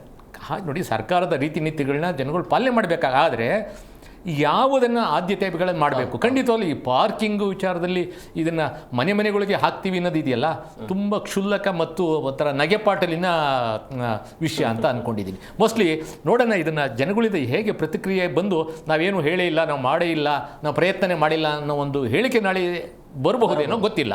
ಯಾಕೆಂದರೆ ಜನಗಳು ಪ್ರಚಾರ ಆದ ತಕ್ಷಣ ಏನು ಮಾಡ್ತಾರೆ, ಯಾರೋ ವಿರೋಧ ಪಕ್ಷದವ್ರದ್ದು ಕುತಂತ್ರ ಇದು, ವಸೂಲು ಮಾಡೋಣ, ನಾವೇನು ಹಿಂಗೆ ಮಾಡೇ ಇಲ್ಲ, ಹೌದಂತ, ಯಾವಾಗಂತ, ಯಾರು ಮಾಧ್ಯಮದವ್ರು ಮಾಡಿದ್ರು ಅಂತ ಈಗ ಪ್ರಶ್ನೆ ಕೇಳೋವಂಥದ್ದೇ ಮಾಧ್ಯಮದ ಸೃಷ್ಟಿ ಅಂತ ಬೇಕಾದ್ರೆ ಹೇಳ್ಬೋದು. ಮಾಧ್ಯಮ ಸೃಷ್ಟಿ ಅಂದ್ಬಿಡ್ತಾರೆ. ಯಾಕಂದ್ರೆ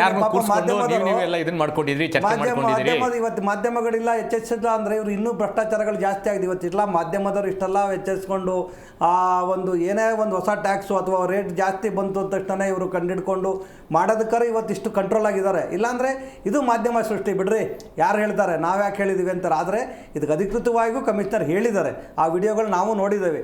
ಯಾಕೆಂದರೆ ಇದನ್ನು ಇನ್ನೂ ಇವರ ಆಟಗಳು ನಡೆಯೋಕ್ಕಾಗಲ್ಲ. ಇವತ್ತು ನೋಡಿ, ಎಲ್ಲ ಈಗ ಈ ಹಳ್ಳಿ ಕಡೆ ಈಗ ಡಾಕ್ಟ್ರುಗಳು ನಮ್ಮ ಮೊನ್ನೆ ಫೋನ್ ಮಾಡಿದರು, ಇನ್ನು ಸಂಬಳ ಕೊಟ್ಟಿಲ್ವಂತೆ ಡಾಕ್ಟ್ರುಗಳಿಗೆ. ಈಗ ಒಬ್ಬ ಡಾಕ್ಟ್ರೇ ಪೇಷಂಟ್ ಆಗ್ಬಿಟ್ರೆ ಇನ್ನು ಹಳ್ಳಿಯಲ್ಲಿ ಬಂದಿರೋ ಪೇಷಂಟ್ಗಳನ್ನ ಹೆಂಗೆ ನೋಡ್ತಾರೆ ಅವರು? ಸಂಬಳ ಕೊಡೋಕೆ ದುಡ್ಡಿಲ್ಲ ಇವತ್ತು. ಮೇಸ್ಟ್ರುಗಳಿಗೆ ಸಂಬಳಗಳಾಗ್ತಾ ಇಲ್ಲ, ಬಸ್ ಕಂಡಕ್ಟರ್ಗಳಿಗೆ ಸಂಬಳಗಳಾಗ್ತಾ ಇಲ್ಲ. ಅಲ್ಲ, ಗ್ಯಾರಂಟಿಯಿಂದ ದಿವಾಳಿ ಆಗ್ತಿದೆ. ಆ ದಿವಾಳಿನ ಇವ್ರು ಏನು ಮಾಡ್ತಾ ಇದ್ದಾರೆ, ಅದನ್ನು ಹೋಗ್ಲಪ್ಪ ಅನ್ವರ್ಸ್ ಮಾಡಿಬಿಡ್ಲಿ. ಇಷ್ಟೆಲ್ಲ ಟ್ಯಾಕ್ಸ್ಗಳಾಕಿ ಇಷ್ಟೆಲ್ಲ ನೀವು ಒದ್ದಾಡೋದಕ್ಕಿಂತ ನೀವು ಮಾಡಿಬಿಡಿ. ನಮ್ಮ ಹತ್ರ ನೋಡಿ 2 ವರ್ಷ ಕೊಟ್ಟಿದ್ದೀವಿ,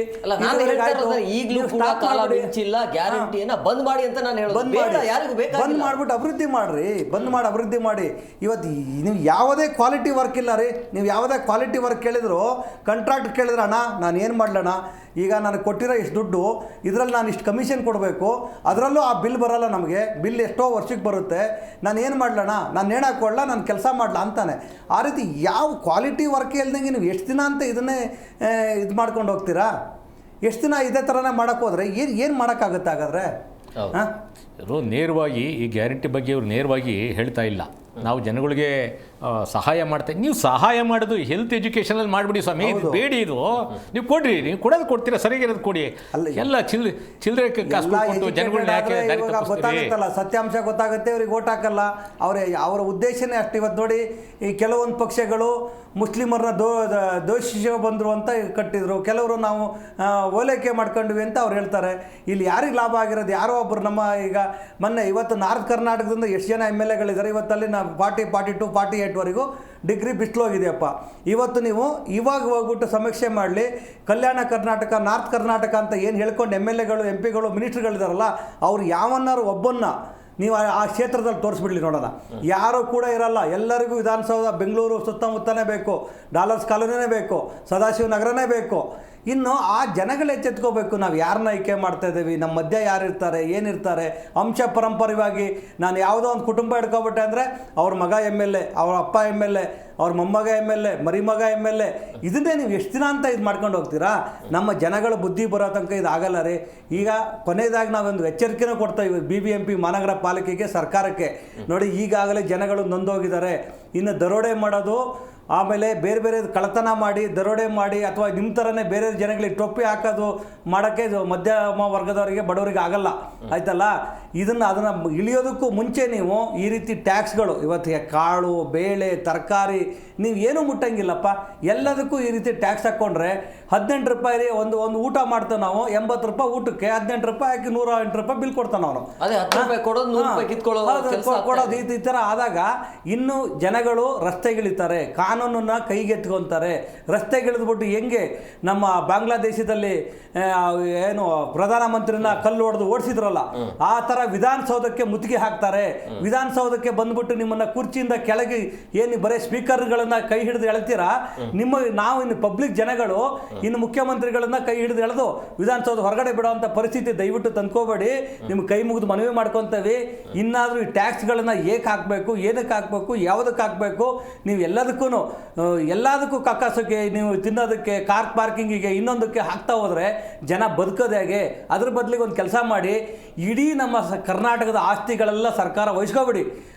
ಇವತ್ತು ಏನು ಸರ್ಕಾರದ ಏನೊಬ್ಬ ಬಡ ಕುಟುಂಬ ಬದುಕ್ತಾ ಇದ್ದಾನೆ, ಅವನ ಮನೆ ಬಾಡಿಗೆ ನೀವೇ ಕೊಡಿ, ಅವನ ಕರೆಂಟ್ ಬಿಲ್ ನೀವೇ ಕಟ್ಟಿ, ಎಲ್ಲದು ನೀವೇ ವಹಿಸ್ಕೊಬಿಟ್ಟು ನೀವು ನಿಮ್ಮ ಸವಲತ್ತು ಕೊಟ್ಬಿಡಿ. ನೀವು ಏನು ಕೆಲಸ ಕೊಡ್ತೀರ, 8 ಅವರ್ ಕೊಡ್ತೀರ, 10 ಅವರ್ ಕೊಡ್ತೀರ, ಗೀತ ದಾಳು ಮಾಡ್ಕೊಂಡು ನಮ್ಮನ್ನು ಮಾಡಿಬಿಡ್ತೇವೆ. ನಾವು ಆ ಕೆಲಸ ಮಾಡ್ತೇವೆ. ನಮ್ಮ ಸೌಲಭ್ಯಗಳು ಬೇಡಪ್ಪ, ಏನು ಬೇಡ, ಅದರೂ ಮಾಡ್ಕೊಳ್ಳಿ. ಇನ್ನು ಬೇರೆ ಏನಿದೆ ಹೇಳಕ್ಕೆ ನಮಗೆ? ಇಷ್ಟೇ ಮಾಡಬೇಕು. ಇಲ್ಲ ಅಂದರೆ ಈಗ ಟ್ಯಾಕ್ಸ್ ಅಪ್ಪ ಆಯಿತು, ಈಗ ಬಡವರಿಗೆ ಮನೆಗಳಿಲ್ಲ, ನಾವು ಲಿಸ್ಟ್ ಕೊಡ್ತೇವೆ. ಇದೇ ಬೆಂಗಳೂರಲ್ಲಿ ಕೋಟ್ಯಾಂತರ ಜನರಿಗೆ ಮನೆಯೇ ಇಲ್ಲ. ಅದೇ ಥರ ಸುಮಾರು ಒಂದು 100ರಲ್ಲಿ ಈಗ ಒಂದು 60% ಜನಕ್ಕೆ ಮನೆಗಳಿಲ್ಲ. ಇನ್ನು 40% ಮನೆಗಳಲ್ಲಿ ಇದೇ ಸದಾಶಿವ ನಗರದಲ್ಲಿ ಕೇಂದ್ರ ಸಚಿವರು ಏನು ರಾಜ್ಯ ದೇಶ ಆಡಳಿತ ಅವರೆಲ್ಲ 70 ವರ್ಷ 80 ವರ್ಷ 10-15 ಮನೆಗಳು ಇಟ್ಕೊಂಡಿದ್ದೀರಾ. ಬೇರೆಯವರೆಲ್ಲ 10-15 ಮನೆಗಳು ಇಟ್ಕೊಂಡಿದ್ದೀರಾ. ನಿಮ್ಮದು ಒಂದು 20,000 30,000 ಚದರಡಿಯಲ್ಲಿ ಮನೆಗಳು ಕಟ್ಕೊಂಡಿದ್ದೀರಾ. ಇದೇ ಥರನೇ ಟ್ಯಾಕ್ಸ್ ಆಗಿ ಎಲ್ರಿಗೂ ಹಾಕ್ತಿರೋ ಅದೇ ಥರನೇ ಎಲ್ಲರಿಗೂ ಒಂದೊಂದು ಮನೆ ಕಟ್ಕೊಡಿ. ಯಾರ ಹತ್ರ 2 ಮನೆ ಇದೆ, 3 ಮನೆ ಇದೆ, ಅವ್ರಿಗೆ ಒಂದೇ ಮನೆ ಮಾಡಿ ಅವು ಮುಕ್ಕಿದ ಹಂಚಿಬಿಡಿ. ಅವಾಗ ನೀವೆಲ್ಲ ಹೇಳ್ದಂಗೆ ಕೇಳ್ತೇವೆ ನಾವು. ಯಾಕಿದು ಭಿನ್ನ ಭೇದ ಆಗಬೇಕು? ಒಂದೇ ತಾನೇ, ನಾವೆಲ್ಲ ಒಂದೇ ದೇಶ, ಒಂದೇ ಕಾನೂನು ಮಾಡ್ತೇವೆ, ಒಂದೇ ದೇಶ ಅಂತ ಹೇಳ್ತಿರಲ್ಲ.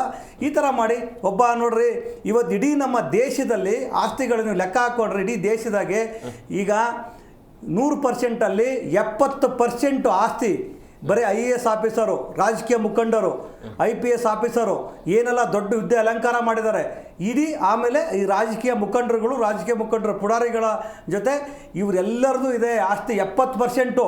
ಈ 30% ಆಸ್ತಿಯಲ್ಲಿ ನಾವೇ ಕಿತ್ತಾಡ್ಕೊಂಡು ನನಗೆ ಆ ಪಕ್ಷ, ನನಗೆ ಈ ಪಕ್ಷ, ನಮ್ಗೆ ಆ ಅಣ್ಣ, ನಮಗೆ ಈ ಅಣ್ಣ, ನಂದು ಮುಸ್ಲಿಮು, ನಾನು ಕ್ರಿಶ್ಚಿಯನ್ನು, ನಾನು ಕ್ರೈಸ್ತ, ನಾನು ಇನ್ನೊಬ್ಬನು ಅಂದ್ಕೊಂಡು ನಾವು ಕಚ್ಚಾಡ್ತಾ ಇದ್ದೇವೆ ಇಲ್ಲಿ. 30% ಆಸ್ತಿ ನಮ್ಗೆ ಅಷ್ಟೇ ಇರೋದು. ನಿಮಗೆ ಇನ್ನು 70% ಅವರೇ ಹೊಡ್ಕೊಂಡು ಆರಾಮಾಗಿದ್ದಾರೆ. ರಾತ್ರಿ ಆಯಿತು ಅಂದರೆ 3 ಪಕ್ಷದವ್ರು ಸೇರಿ ಎಣ್ಣೆ ಹೊಡಿತಾರೆ, 3 ಪಕ್ಷದವ್ರು ಪಾರ್ಟಿ ಮಾಡ್ತಾರೆ, 3 ಪಕ್ಷದವರು ಹನಿ ಟ್ರಾಪ್ ಬಂತು ಅಂದರೆ 3 ಪಕ್ಷದವ್ರು ಮುಚ್ಚಾಕೊಂತಾರೆ. 3 ಧರ್ಮದವರು ಚೆನ್ನಾಗಿರ್ತಾರೆ, 3 ಧರ್ಮದವರು ಚೆನ್ನಾಗಿರ್ತಾರೆ. ಅಲ್ಲಲ್ಲ, ನಾವು ಹೇಳೋದು ಇಲ್ಲಿ ಜನಗಳಿಗೆ ನೀವು ಮುಸ್ಲಿಮ್ ಅಂತ ಕಿತ್ತ. ನಮ್ಮಲ್ಲಿ ಏನೇನು ಭೇದ ಭಾವಲ್ಲಪ್ಪ. ನಮ್ಮಲ್ಲಿ ಮುಸ್ಲಿಮ್ಗಳು ನಾವು ಗಣೇಶನ ಕೂರಿಸಿದ್ರೆ ನಮ್ಮಲ್ಲಿ ಬಂದು ಪೂಜೆ ಕೊಡ್ತಾರೆ, ನಮ್ಮನೇಲಿ ಊಟ ಮಾಡ್ತಾರೆ, ನಾವು ಮುಸ್ಲಿಮ್ ಮನೇಲಿ ಊಟ ಮಾಡ್ತೇವೆ. ಈ ಬೆಂಕಿ ಹಚ್ಚೋ ಕೆಲಸ ರೀ, ಬರೀ ಬೆಂಕಿ ಹಚ್ಚಿ ಓಟ್ ಹಾಕೊಳ್ಳೋದು. ಈಗ ಪ್ರಮುಖವಾಗಿ ಈ ಪಾರ್ಕಿಂಗ್ ವ್ಯವಸ್ಥೆ ಅಂತ ಬಂದಾಗ ಬೇರೆ ಬೇರೆ ಭಾಗದಿಂದ ದುಡಿಯೋದಕ್ಕೆ ಜನ ಬಂದಿರ್ತಾರೆ. ಎಲ್ಲೋ ಬೋರ್ಡ್ ಜಾಸ್ತಿ ಇರುತ್ತೆ. ಸೊ ಎಲ್ಲೋ ಬೋರ್ಡ್ಗಳಿಗೆ ಪ್ರಮುಖವಾಗಿ ಜನ ದುಡಿಯೋಕೆ ಅಂತಾನೆ ಬಂದಿರೋದು. ಬಟ್ ಇಲ್ಲಿ ಅವರಿಗೆ ಹೊಡೆತ ಬೀಳಲ್ವಾ? ಇದನ್ನ ಯಾಕೆ ಯೋಚನೆ ಮಾಡಿ? ಅದನ್ನೇ ಹೇಳಿದ್ದು, ನಾವು ಸವಲತ್ತು ಕೊಟ್ಟೇ ಇಲ್ಲ, ನಾವು ಇನ್ಫ್ರಾಸ್ಟ್ರಕ್ಚರ್ಸೇ ಕೊಟ್ಟಿಲ್ಲ. ಕೊಟ್ಟ ಮೇಲೆ ನಾವು ಹೇಳಬೇಕು, ಕಾನೂನು ಮಾಡಬೇಕು. ಮೊದಲು ನೋಡಿ, ಎಲ್ಲ ಸಮಸ್ಯೆಗಳು ನಾವು ಮಾಡ್ತೀವಿ, ಎಲ್ಲರ ಸಮಸ್ಯೆಗಳ ಬಗ್ಗೆ ಹೇಳೋರೆ. ಬಟ್ ಏನು ಪರಿಹಾರಗಳು, ಏನು ಆಲೋಚನೆಗಳು ಅನ್ನೋದ್ರ ಬಗ್ಗೆ ನನ್ನ ಒಂದು ಅಭಿಪ್ರಾಯಗಳು ನಾನು ಈ ಒಂದು ಕಾರ್ಯಕ್ರಮದ ಅಂತಿಮದಲ್ಲಿ ನಾನು ಹೇಳಲೇಬೇಕಾಗುತ್ತೆ. ಪಾರ್ಕಿಂಗ್ ಈಗ ಈ ಎಕ್ಸಿಸ್ಟಿಂಗ್ ಏನೋ ಇದೆ, ಈಗೇನೋ ಒಂದು ರಾಮಾಯಣ ಇದೆ. ಈಗ ಇದನ್ನು ಬಿಡಿ, ಇದನ್ನು ನೀವು ನೀವು ಒಂದು ವೇಳೆ ಇದನ್ನು ನೀವು ಪಾರ್ಕಿಂಗ್ ನಿಯಮನ ಪಾಲನೆ ಮಾಡ್ತೀರಾ? ಸದಾಶಿವನಗರದಿಂದ ಶುರು ಮಾಡೋಕ್ಕಾದರೆ ಫಸ್ಟು ಸದಾಶಿವನಗರಕ್ಕೆ ಇಂಪ್ಲಿಮೆಂಟ್ ಮಾಡೋಕ್ಕಾಗುತ್ತಾ? ನೀವು ಎನಿ ಟೈಮ್ ಹೋಗಿ ಸದಾಶಿವನಗರದಲ್ಲಿ ಯಾವುದೇ ರಸ್ತೆಯಲ್ಲಿ 2 ಬದಿಗಳಲ್ಲಿ ಗಾಡಿಗಳು ಇಲ್ಲದೆ ನಿಲ್ಲಿಸದೇ ಇರತಕ್ಕಂಥ ಜಾಗಗಳಿದ್ದಾವೆ, ಮೂವ್ ಮಾಡೋಕ್ಕಾಗುತ್ತಾ? ಸೊ ಕಾಲ್ಡ್ ಮಿನಿಸ್ಟರ್ಸ್ ಇರ್ತಕ್ಕಂಥ ಎಲ್ಲ ಟಾಪ್ 1 ಹೈ ಕ್ಲಾಸ್ ಇರ್ತಕ್ಕಂಥ ಒಂದು ಅಲ್ವಾ? ನಾಳೆ ಆಯ್ತು. ಈಗ ಇನ್ನೊಂದು ಪ್ರಶ್ನೆ, ಈಗ ಸರ್ಕಾರಿ ವಾಹನಗಳಿಗೆ ಈಗ ಸರ್ಕಾರ ಮಾಡ್ತಾ ಇದೆ, ಎಲ್ಲಿ ನಿಲ್ಸ್ಕೊಂತಾರೆ? ಅವ್ರೆಲ್ಲಿ ನಿಲ್ಸ್ಕೋಬೇಕು? ಅವ್ರಿಗೆ ಯಾರು ಟ್ಯಾಕ್ಸ್ ಯಾರು ಕಟ್ಟಬೇಕು?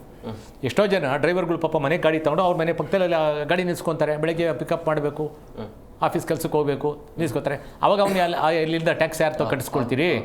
ಈ ಥರ ಇದು ತುಂಬ ಕಾಂಪ್ಲಿಕೇಶನ್ನು. ಇದ್ರ ಬಗ್ಗೆ ಆಲೋಚನೆ ಮಾಡದೇ ಇರೋದೇ ತಪ್ಪು. ಏನಿತ್ತು ಅಂತ ಏನಿರಬಹುದು ಇವ್ರದ್ದು? ಏನಿಲ್ಲ, ಏನೋ ಒಂದಷ್ಟು ಜನಗಳಿಂದ ದೊಡ್ಡ ಸುಲಿಮೆ ಮಾಡಬೇಕು ಅನ್ನೋದು ಬಿಟ್ಟರೆ ಯಾವ ಇದರಲ್ಲಿ ವ್ಯವಸ್ಥೆಗಳಲ್ಲಿ ಏನೂ ಜನಗಳ ರಾಮಾಯಣ ಏನೂ ತಪ್ಪೋದಿಲ್ಲ. ಇರೋದು ಅಷ್ಟೇ ರಸ್ತೆ ಇರುತ್ತೆ. ನಮ್ಮ ಸಂಚಾರ ಏನು ಸುಗಮ ಖಂಡಿತ ಏನೋ ಆಗೋಕ್ಕಾಗಲ್ಲ.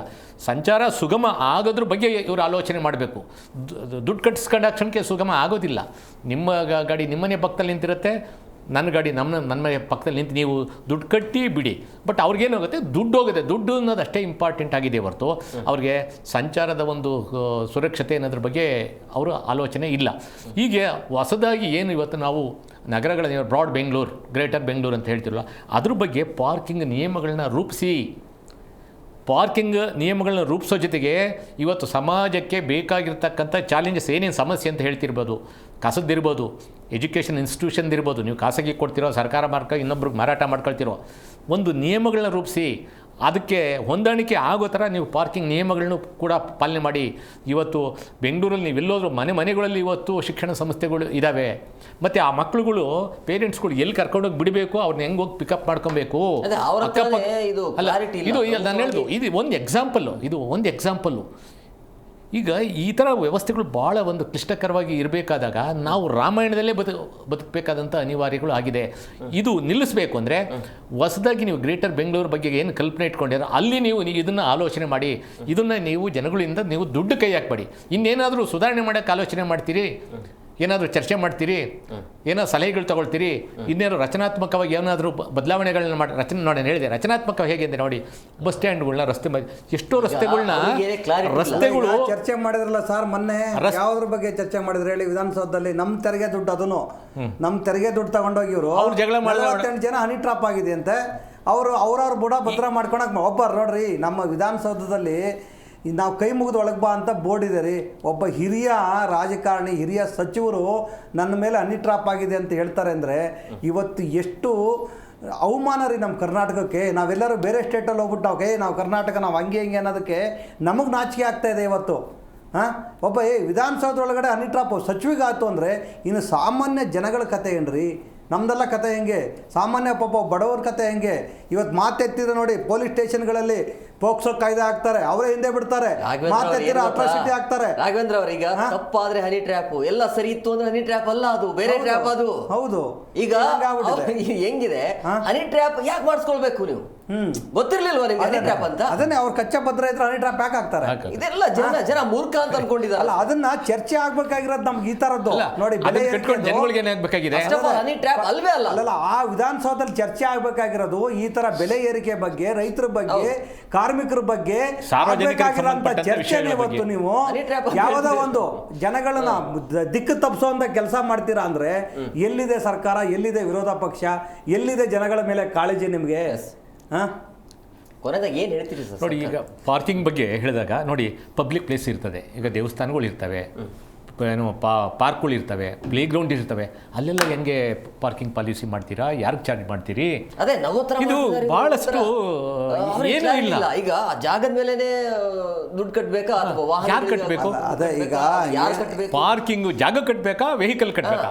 ಅದೇ ಇರೋದು ಈಗ ಕನ್ಫ್ಯೂಷನ್, ಗೊಂದಲ ಇರೋದು ಅದೇ. ಈಗ ಅಲ್ಲ, ಈಗ ಟೋಟಲಿ ನೀವು ಎರಡೂ ತಪ್ಪೇನೆ. ಈಗ ಎಲ್ಲೋ ಕಮರ್ಷಿಯಲ್ ಪ್ಲೇಸಲ್ಲಿ, ಡೆಸಿಗ್ನೇಟೆಡ್ ಪ್ಲೇಸಲ್ಲಿ ಪಾರ್ಕಿಂಗ್ ವಸೂಲಿ ಮಾಡ್ತೀರಿ, ಸೋಕೆ, ಅದನ್ನು ಯಾರು ಜನಗಳು ಪ್ರಶ್ನೆ ಮಾಡ್ತಿಲ್ಲ. ನೀವು ಪ್ರತಿ ಮನೆಗೂ ಬರ್ತೀವಿ ಅಂತಂದರೆ ಮತ್ತೆ ಪ್ರಾಪರ್ಟೀಸ್ ಟ್ಯಾಕ್ಸ್ ಯಾಕೆ ತಗೊಳ್ತೀರಿ? ಅದೇ ಕಾರ್ ಟ್ಯಾಕ್ಸ್, ಯಾಕೆ ಪ್ರಾಪರ್ಟಿ ಟ್ಯಾಕ್ಸ್ ಪ್ರತಿ ವರ್ಷ ಜಾಸ್ತಿ ಮಾಡ್ತಲೇ ಇದ್ರಿ. ಇದ್ರ ಜೊತೆಗೆ ಕಸದ ಸೆಸ್ ಅಂತ ಮಾಡ್ತೀರಿ, ಆಮೇಲೆ ವೆಹಿಕಲ್ಗೆ ಟ್ಯಾಕ್ಸ್ ಮೇಲೆ ಸೆಸ್ ಬೇರೆ ತಗೊಳ್ತಾ ಇದ್ದೀವಿ. ಈಗ ನೀರಿನ ಬಿಲ್, ನೀರೇ ಇಲ್ಲ ರೀ, ನೀರಿನ ಬಿಲ್ ಜಾಸ್ತಿ ಅಂತೆ, ಮತ್ತು ಮನೆಯಿಂದ ನೀರಿನ ಬಿಲ್ ಜಾಸ್ತಿ, ಹಾಲಿನ ಬಿಲ್ ಜಾಸ್ತಿ. ಇದೇ ಥರ ಜಾಸ್ತಿ ಮಾಡೋಕ್ಕೆ ಹೋದರೆ ದಯವಿಟ್ಟು ಈ ಸರ್ಕಾರ ಕೂಡ ಜಾಸ್ತಿ ದಿನ ಇರಲ್ಲ. ಇಷ್ಟು ಮಾತ್ರ ನಾವು ಹೇಳ್ತೇವೆ. ನೀವೆಲ್ಲ ಜಾಸ್ತಿ ಮಾಡ್ತಾ ಹೋಗ್ತೀರಾ, ನಿಮ್ಮ ಸರ್ಕಾರ ಕೂಡ ಜಾಸ್ತಿ ದಿನ ಇರಲ್ಲ. ಅದಕ್ಕೂ ರೇಟ್ ಜಾಸ್ತಿ ಮಾಡಿ ನಾವೆಲ್ಲ ಸರ್ಕಾರ ತೆಗಿಯುವಂಥ ಕೆಲಸ ಮಾಡ್ತೇವೆ. ಇನ್ನಾದರೂ BBMPಯ ಏನು ನಮ್ಮ ಮಹಾನಗರ ಪಾಲಿಕೆಯ ಕಮಿಷನರ್ ಸಾಹೇಬರಿದ್ದೀರಾ, ದಯವಿಟ್ಟು ಬೀದಿಗಳಲ್ಲಿ ಇಳಿದು ನೀವು ಬೀದಿ ಸುತ್ತಿ ರಸ್ತೆ ಗುಂಡಿಗಳನ್ನು ಮುಚ್ಚುವಂಥ ಕೆಲಸ ಮಾಡಿ, ಜನಸಾಮಾನ್ಯರಿಗೆ ಒಳ್ಳೆ ಕೆಲಸ ಮಾಡಿ. ಆಮೇಲೆ ಇವತ್ತು ಮಹಾನಗರ ಪಾಲಿಕೆಯ ಒಂದು ಏನಾದರೂ ನಾವು ಬೆಂಗಳೂರು ಜನಗಳಿಗೆ ಎಲ್ಲರೂ ನಾವು ಏನಾರು ಒಂದು ಹೇಳಬೇಕು ಅಂದರೆ ಒಬ್ಬ ಜನಪ್ರತಿನಿಧಿ ಇಲ್ಲ. ಇವತ್ತು ಎಲ್ಲ ದರ್ಬಾರ್ ಇವತ್ತು ಕಮಿಷನರ್ದಾಗಿದೆ, ಅವರದೇ ಆಟಗಳು. ಇವತ್ತಿಗೆಲ್ಲ ರೇಟ್ ಜಾಸ್ತಿ, ಓಕೆ, ಒಂದು ರಿಪೋರ್ಟ್ ತಗೊಂಡಾಗ ಕೊಟ್ಟರೆ, ಅಣ್ಣ ನೋಡೋಣ ಇದರಲ್ಲಿ ಇಷ್ಟು ಕಮಿಷನ್ ಬರುತ್ತೆ, ನಿನಗೆ ಇಷ್ಟು ದುಡ್ಡು ಬರುತ್ತೆ ಅಂತ ತೋರಿಸಿದಷ್ಟು ಪಾಸ್ ಮಾಡ್ತಾರೆ. ಯಾಕೆಂದರೆ ಮಹಾನಗರ ಪಾಲಿಕೆನೂ ಸತ್ತೋಗಿದೆ, ಮಹಾನಗರ ಪಾಲಿಕೆ ಭ್ರಷ್ಟಾಚಾರದ ಇಲಾಖೆ ಆಗಿದೆ. ಇಷ್ಟು ಮಾತ್ರ ಹೇಳ್ತೇವೆ. ಇದು ಜಾತಿ ದಿನ ಇರಲ್ಲ, ರಸ್ತೆಗೆ ಜನ ಬೀದಿಗಿಳಿತಾರೆ ಅಂತ ಮಾತ್ರ ಹೇಳ್ತೇವೆ. Thank you very much sir, ಇಬ್ಬರಿಗೆ ಇಷ್ಟೊಂದು ಕಾರ್ಯಕ್ರಮಕ್ಕೆ ಜಾಯ್ನ್ ಆಗೋದಕ್ಕೆ. ಎಸ್ ಸರ್, ನೋಡಿದ್ರಲ್ಲ ವೀಕ್ಷಕರೀಗ ಎಲ್ಲದಕ್ಕೂ ರೇಟ್ ಜಾಸ್ತಿ ಮಾಡಿಬಿಟ್ರೆ ಜನಸಾಮಾನ್ಯರು ಬದುಕೋದು ಹೇಗೆ ಅಂತೇಳಿ. ಪ್ರಮುಖವಾಗಿ ಒಂದು ಪ್ರಶ್ನೆ ಏನು ಅಂತಂದರೆ, ಈ ಮನೆ ಒಳಗೆ ಇರುವಂಥ ಪಾರ್ಕಿಂಗು ಕೂಡ ದುಡ್ಡು ಕೊಡಬೇಕು ಅಂತ ಹೇಳ್ತಿದ್ದೀರಾ, ತಲೆ ಏನಾದರೂ ಇದೆಯಾ ನಿಮ್ಮದು? ಮನುಷ್ಯತ್ವ, ಮಾನವೀಯತೆ ಮತ್ತು ಜನರ ಬಗ್ಗೆ ಇಚ್ಛಾಶಕ್ತಿ ಏನಾದರೂ ಇದೆಯಾ ನಿಮ್ಗಳಿಗೆಲ್ಲ ಅಂತೇಳಿ? ಈಗ ಮನೆ ಬಾಗಿಲು ತನಕ ಬಂದಿದ್ದೀರಿ, ಇನ್ನು ಒಳಗಡೆ ಬರೋಕ್ಕೆ ಎಷ್ಟೊತ್ತು ನಿಮಗೆ? ಹಿಂಗಾದ್ರೆ ಹೇಗೆ ಅಂತೇಳಿ ಜನಸಾಮಾನ್ಯರು ಬದುಕೋದು ಹೇಗೆ? ಪ್ರಮುಖವಾಗಿ ಬೆಂಗಳೂರು ಅಂತ ಬಂದಾಗ ಎಲ್ಲ ಬೋರ್ಡ್ ಜಾಸ್ತಿ ಇರುತ್ತೆ, ಬದುಕೋದಕ್ಕೆ ಗಾಡಿಗಳನ್ನು ತೆಗೆದುಕೊಂಡಿರ್ತಾರೆ. ಹೇಗೆ ಹಾಕ್ತೀರಿ? ಆ ಮನೆಯ ಮಾಲೀಕನ ಹಾಕಿದರೆ ಅವನು ಮತ್ತೆ ರೇಟ್ ಜಾಸ್ತಿ ಮಾಡ್ತಾರೆ ಮನೆ ಬಾಡಿಗೆಗೆ. ಇದೆಲ್ಲ ಯಾವುದೇ ರೀತಿಯಾಗಿ ನಿಮಗೆ ಮೊದಲು ಪ್ರೀ ಪ್ಲಾನ್ ಇಲ್ಲದೆ ಮೊದಲು ನೀವು ಪಾರ್ಕಿಂಗ್ ವ್ಯವಸ್ಥೆ ಮಾಡಿ, ಅದು ನಿಯಮ ಏನು ಹೇಳುತ್ತೆ ಅದನ್ನು ತರ್ರಿ, ಅದನ್ನು ತಂದು ಅದಾದ ನಂತರ ಹಿಂಗಿರುತ್ತೆ ಹೇಳಿದ್ರೆ ಆಮೇಲೆ ಮಾಡೋದ್ರಲ್ಲಿ ಅರ್ಥ ಇರುತ್ತೆ. ಇದ್ದಕ್ಕಿದ್ದ ಹಾಗೆ ಏಕಾಏಕಿ ಬಂದು ನೀವು ಕಟ್ಟಬೇಕು ಅಂತ ಹೇಳಿದ್ರೆ ಈ ಹಾಡು ಹಗಲೇ ದರೋಡೆ ಇದು. ಹಿಂಗೆ ಆಗೋದು ಸರಿಯಲ್ಲ, ಯಾರೂ ಕೂಡ ಇದನ್ನು ಒಪ್ಕೊಳ್ಳೋದಿಲ್ಲ. ಈಗಲಾದರೂ ನಾನು ಜನಗಳಿಗೆ ಹೇಳೋದು, ನಮ್ಮ ಯಾರೆಲ್ಲ ವೋಟಿಂಗ್ ಮಾಡ್ತಾರೋ ಅವ್ರಿಗೆ ಹೇಳೋದು, ಸೂಕ್ತ ವ್ಯಕ್ತಿ ಯಾರು ಅನ್ನೋದು ನಿಮ್ಗೆ ಅನ್ಸುತ್ತಲ್ಲ, ಅಂಥವ್ರನ್ನ ಆಯ್ಕೆ ಮಾಡಬೇಕಾಗತ್ತೆ. ಇಲ್ಲಿಯ ತನಕ ಆಯ್ಕೆ ಆಗಿದ್ದಾರಲ್ಲ, ಯಾರೂ ಕೂಡ ಇವರ ಸೂಕ್ತ ವ್ಯಕ್ತಿ ಅಲ್ಲ. ಇದಾಗಿತ್ತು ಇವತ್ತಿನ ವಿಶೇಷ. ಮತ್ತಷ್ಟು ಅಪ್ಡೇಟ್ಸ್ಗಾಗಿ ನೋಡ್ತಾ ಇರಿ ಜಿ ಕನ್ನಡ ನ್ಯೂಸ್. ಸತ್ಯವೇ ಸುದ್ದಿಯ ಜೀವಾಳ.